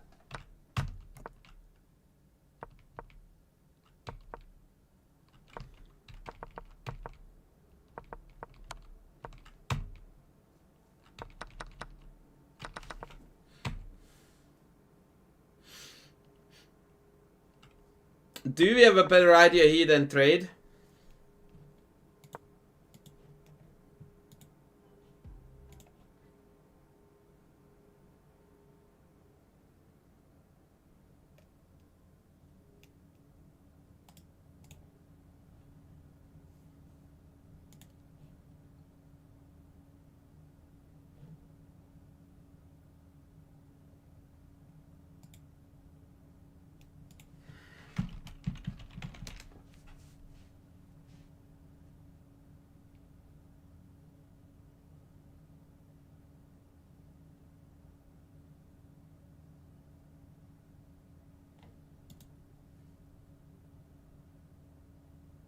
Very good, Sweet Blues. You got it, buddy. Tuk, tuk. And that's a stallion. That is not a knight. That is a stallion.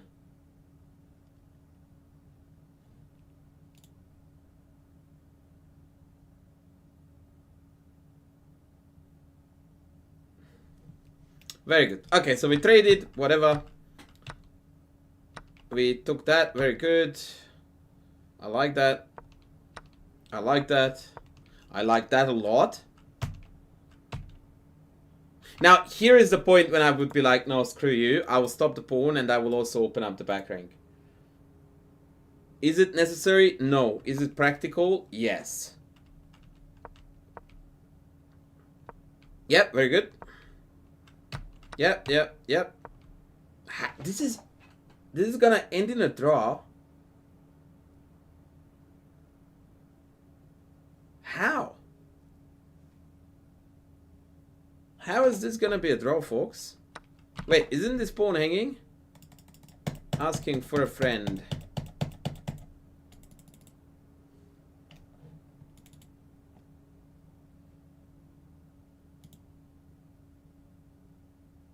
Okay, chat, what would you do here?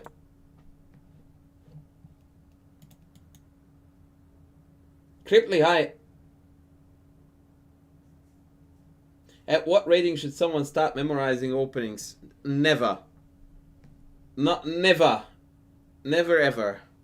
You should start understanding your openings, because if you understand them, you will remember them.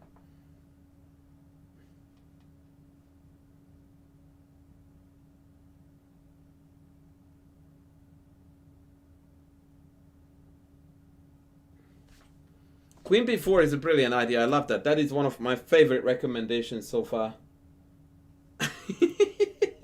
Queen b4. How, boss? How? Yeah, so people often forget when they are pushing certain pawns on certain sides that, yes, that's great, but there's one thing that is better: checkmating the king. So check, check, and wow. And this is a mate threat. I loved how I tried 3 times to play the illegal move.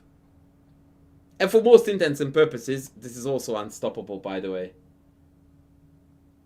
In a similar way how King H1 was not playable.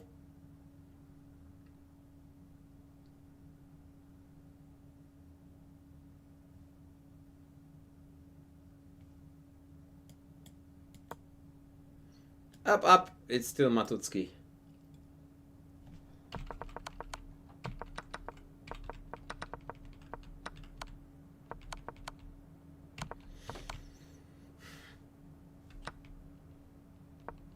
Okay, great. Great. Right. So, from here on out, this is very, very difficult to not to win. So I'm very curious to see what went wrong here.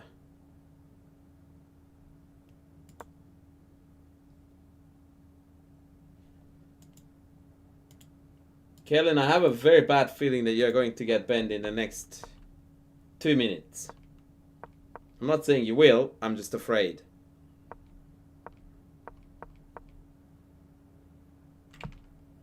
I would have pushed the pawn 100%.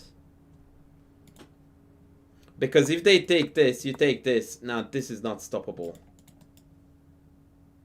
Right? I'm not saying that the move you played is bad.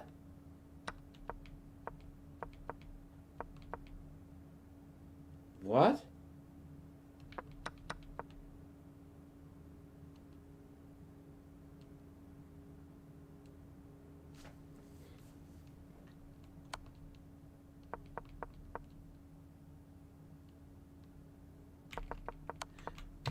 I don't understand the check to begin with.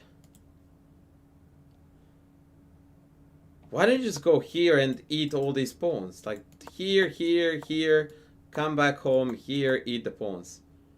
That is if you don't want to think. Like now it's not my hands, well, not my brain, it's my hands playing the game, yeah? Like this is if I completely want to shut my brain down.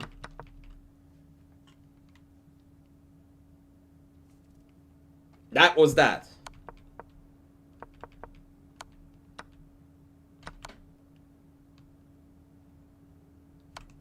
I don't understand the checks. They're really, really weird. Why are you checking? Like, isn't the idea to control the pawn?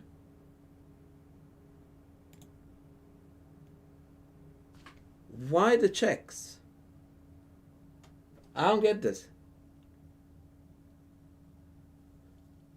Like, rook here, white has no moves left. D7, you can already take. You don't have to. But you can.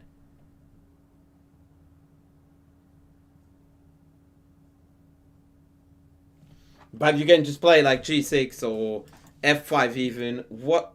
Absolutely whatever.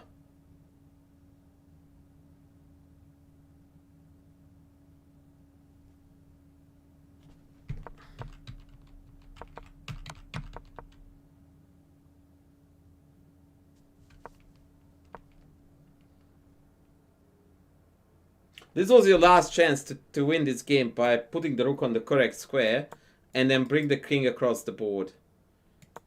And completely winning again. Ay, ay, ay, ay, ay, mate. Oh my god.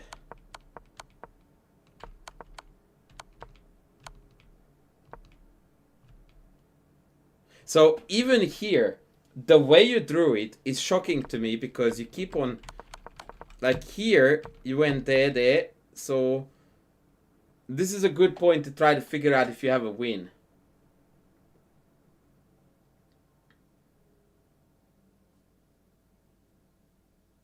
Which unfortunately you don't, but you should have still tried rook d6 and see what happens.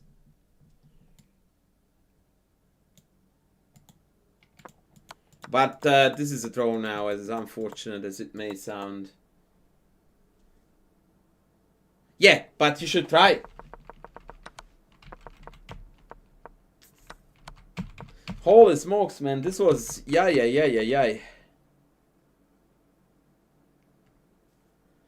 This... yeah. Yeah, I do feel that we need to go back to our good friend now, Jabava. Not Jabava, who was it? Gagunashvili. The game that I brought up. No, I actually didn't copy it. Yeah, that was not pretty, man. That was not pretty. I feel like the amount of calculation that you conduct per game is incredibly shallow. Yeah, I will spare you from the rest. Wait, this is not it.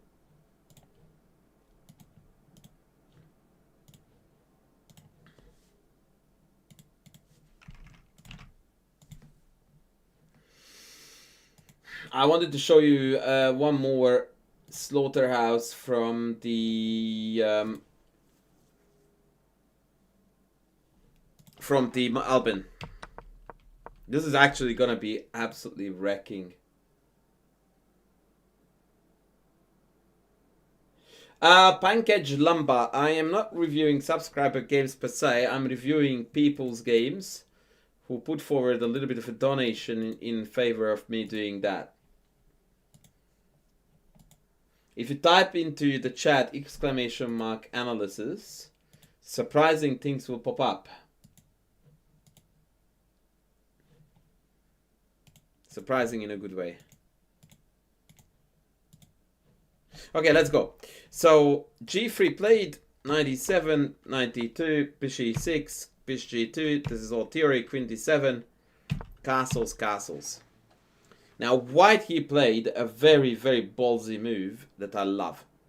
According to the engine, not even top 3. Queen a4 is the engine's favorite move, which I think more or less transposes into the Van Whaley-Morozevich game that we looked at earlier.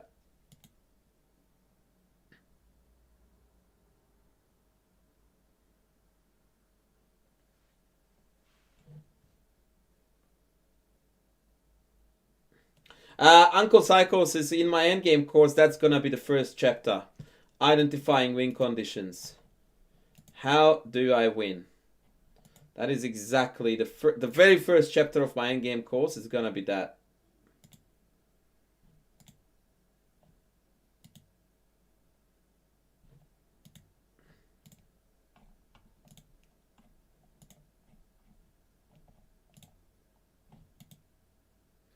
B3. What the heck?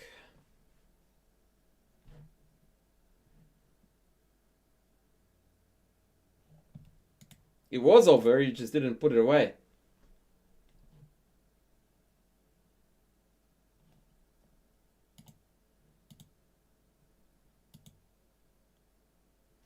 Alright, so white to move. Queen a4 is best. What mad lad move play was played by Gagunashvili?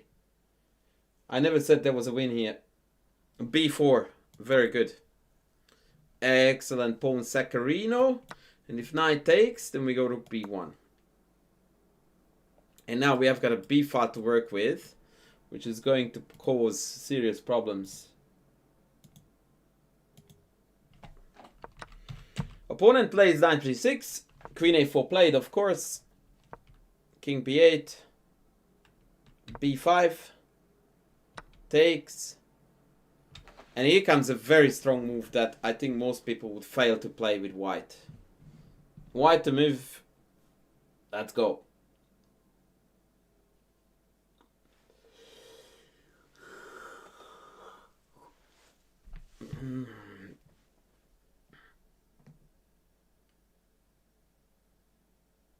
G5 is not bad. I don't dislike it. Bishop g4 seems to be somewhat annoying though.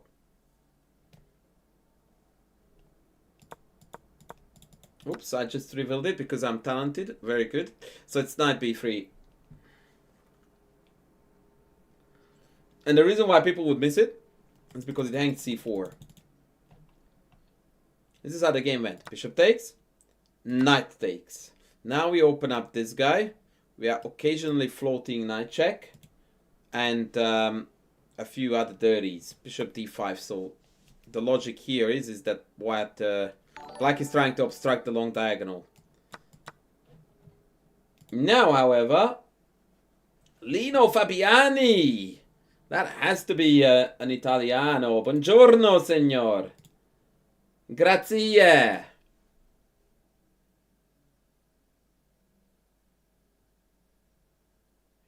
Chess. That's a very funny thing to say. Please make a video for a plan for overall chess learning system on YouTube, which focuses on players who don't want to spend money on courses. And you're asking it from a guy who literally makes a living selling courses. Hello? You didn't think that one through, did ya? like, let's ask the Lamborghini dealer to convince us to buy a Ferrari. Yeah, nah. I don't think that would be a very, very smart idea on my end, would it? Now, I don't want to sound like I'm greedy. As a matter of fact, I cannot think of a single Twitch/YouTube channel that provides as much free educational content as I do. Which is, by the way, why it also hurts me a little bit that you are proposing that to me right now when you are literally in the middle of a free course. Well, I mean, it's a fairly messed up one today, but yeah, still. Yeah, I do. I'm writing an endgame course for you right now.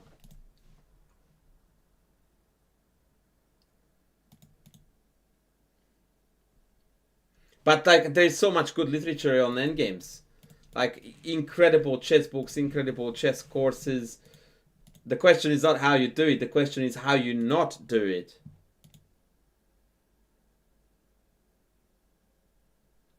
I know that it doesn't mean that no one will buy my courses, but you do see that there is a very, very strong counterintuitivity to the whole idea.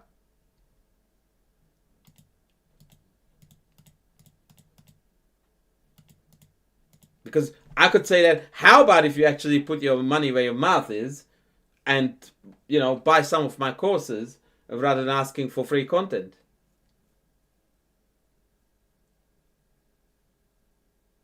Then why does it hurt you to put down $200 and cover yourself for the rest of your life in terms of opening repertoires and a lot of other stuff?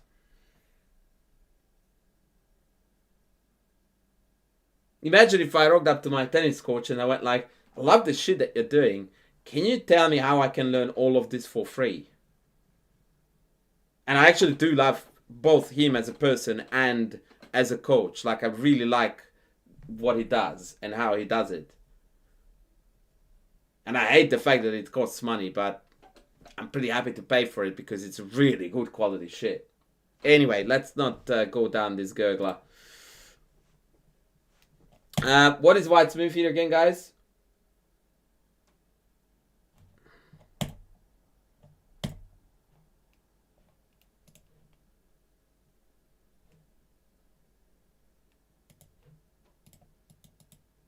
That was a rabbit hole I didn't want to go down on because I don't want to sound like I'm greedy, which I certainly am not, by the way.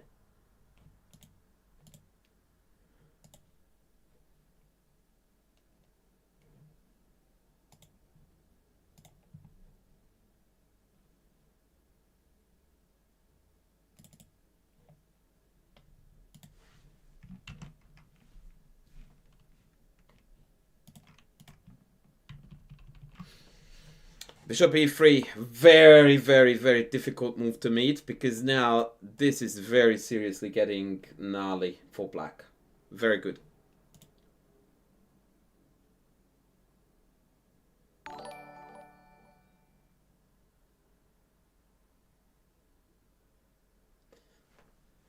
Yep, bishop e3.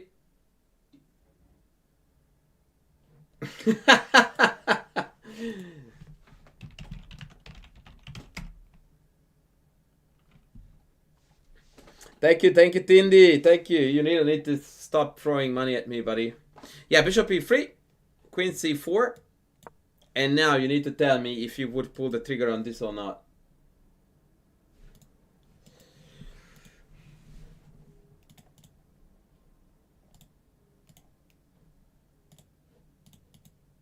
I'm genuinely curious, Chess, now that you keep on asking me to cover things of what you should and what you should be doing.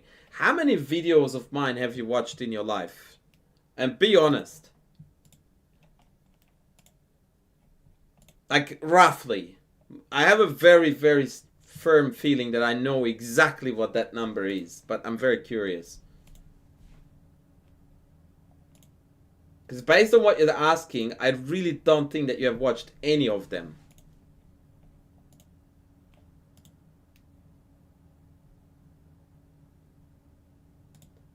We are pulling the trigger. Okay, can anyone give me a line? I'm all for pulling the trigger. So, knight c6, bc6, queen a7, king c8. Continue from there.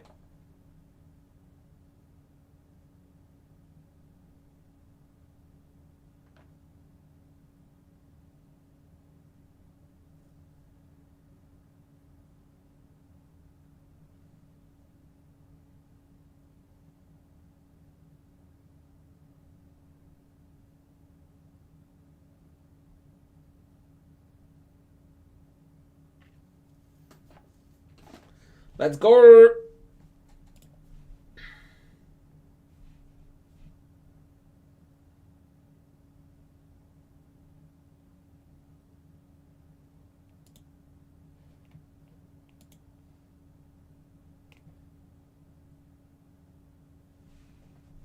I think, Lofi, you are misvisualizing it, but rook fc1 is not helping you to queen c7 because there's a pawn on c6 in the way.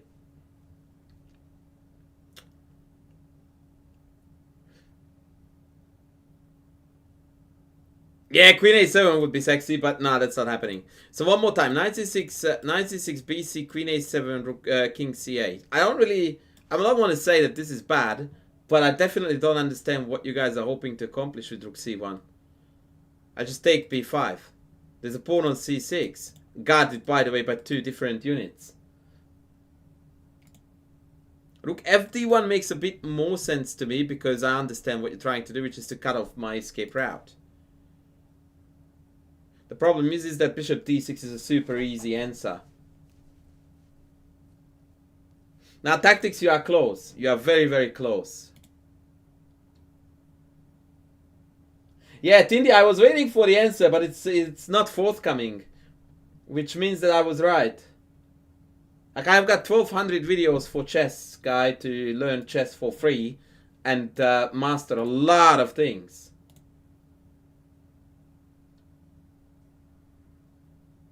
Ah, Kage got it. Kage got it. So the key move that you needed to see was b6. Without this move, this whole Shimazoli is on shaky grounds. You get away with rook d1 because no matter what black does, you will have b6 afterwards as a follow-up. But if you don't see b6, it's a problem. It is a problem. Yeah.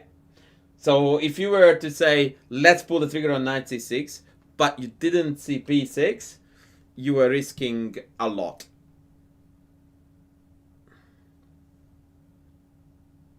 So, and actually there is one more move that you need to see after bishop d6, which is the whole point of the operation. Who can see here the stunning finish? Yeah, Kagik is very much on point here today. Knight c5 is a sensational deflection. Bishop takes mate, otherwise mate here. Oh, I didn't see it. Good on ya.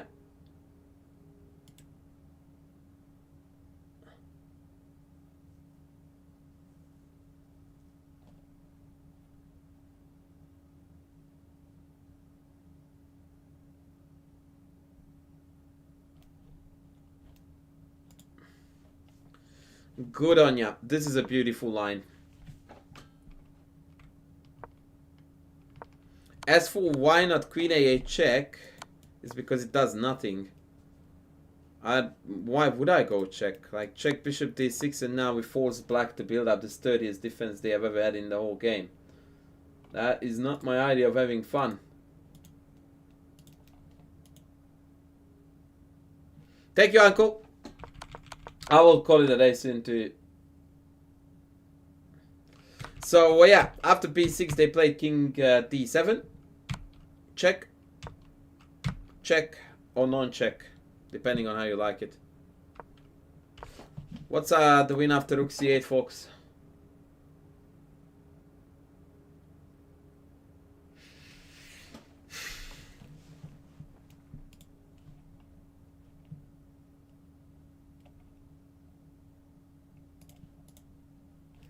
Knight c5 is doable, but then after king e7 I'm not convinced I see the win.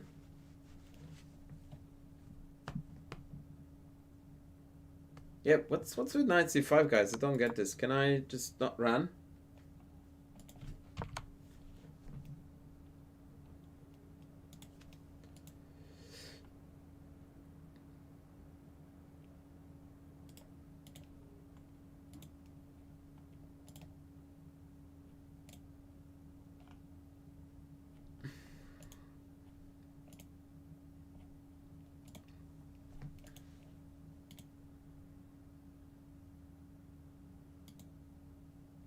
Bishop c5.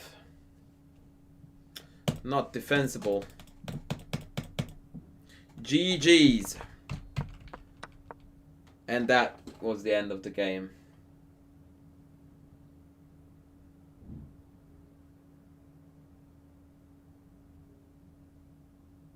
Why was rook d6 bad? I don't think it was bad per se, but perhaps inaccurate is a better way to put it. Rook d6 here.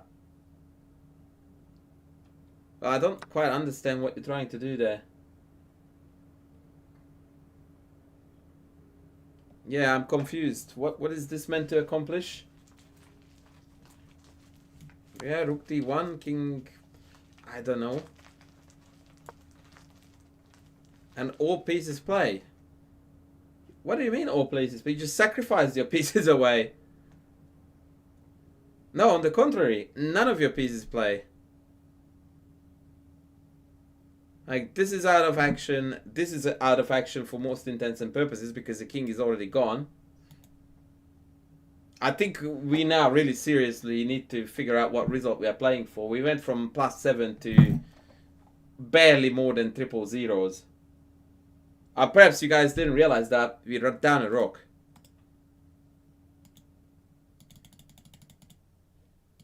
Yeah, queen a3 is still doable, but then I can drop back to e8. If we go to bishop c5 check, I can go to f6. And even walk out this way. Nah, this is not on. I like the idea of sacking, throwing in the kitchen sink, but it's totally unnecessary. Like, why would I not win a piece instead of sacking a rook and have the exact same position?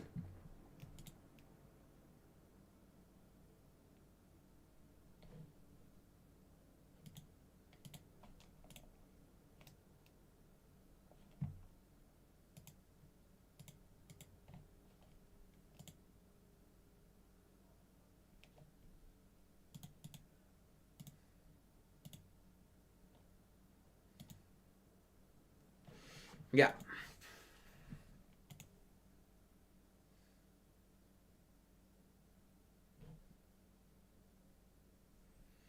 Alrighty, folksies. I'm gonna call it. Was a big day. I wanted to stream tomorrow morning as well. I don't know if I will, but I plan to. We'll see how we go. I hope we learned something new today.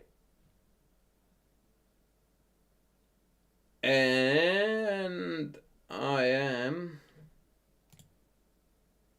going to read you off to good old Rogan. He deserves some attention. Take care, lovely humans. Sorry, Lauren, just about calling it a day. You didn't miss anything major though. We'll be back tomorrow. Boys.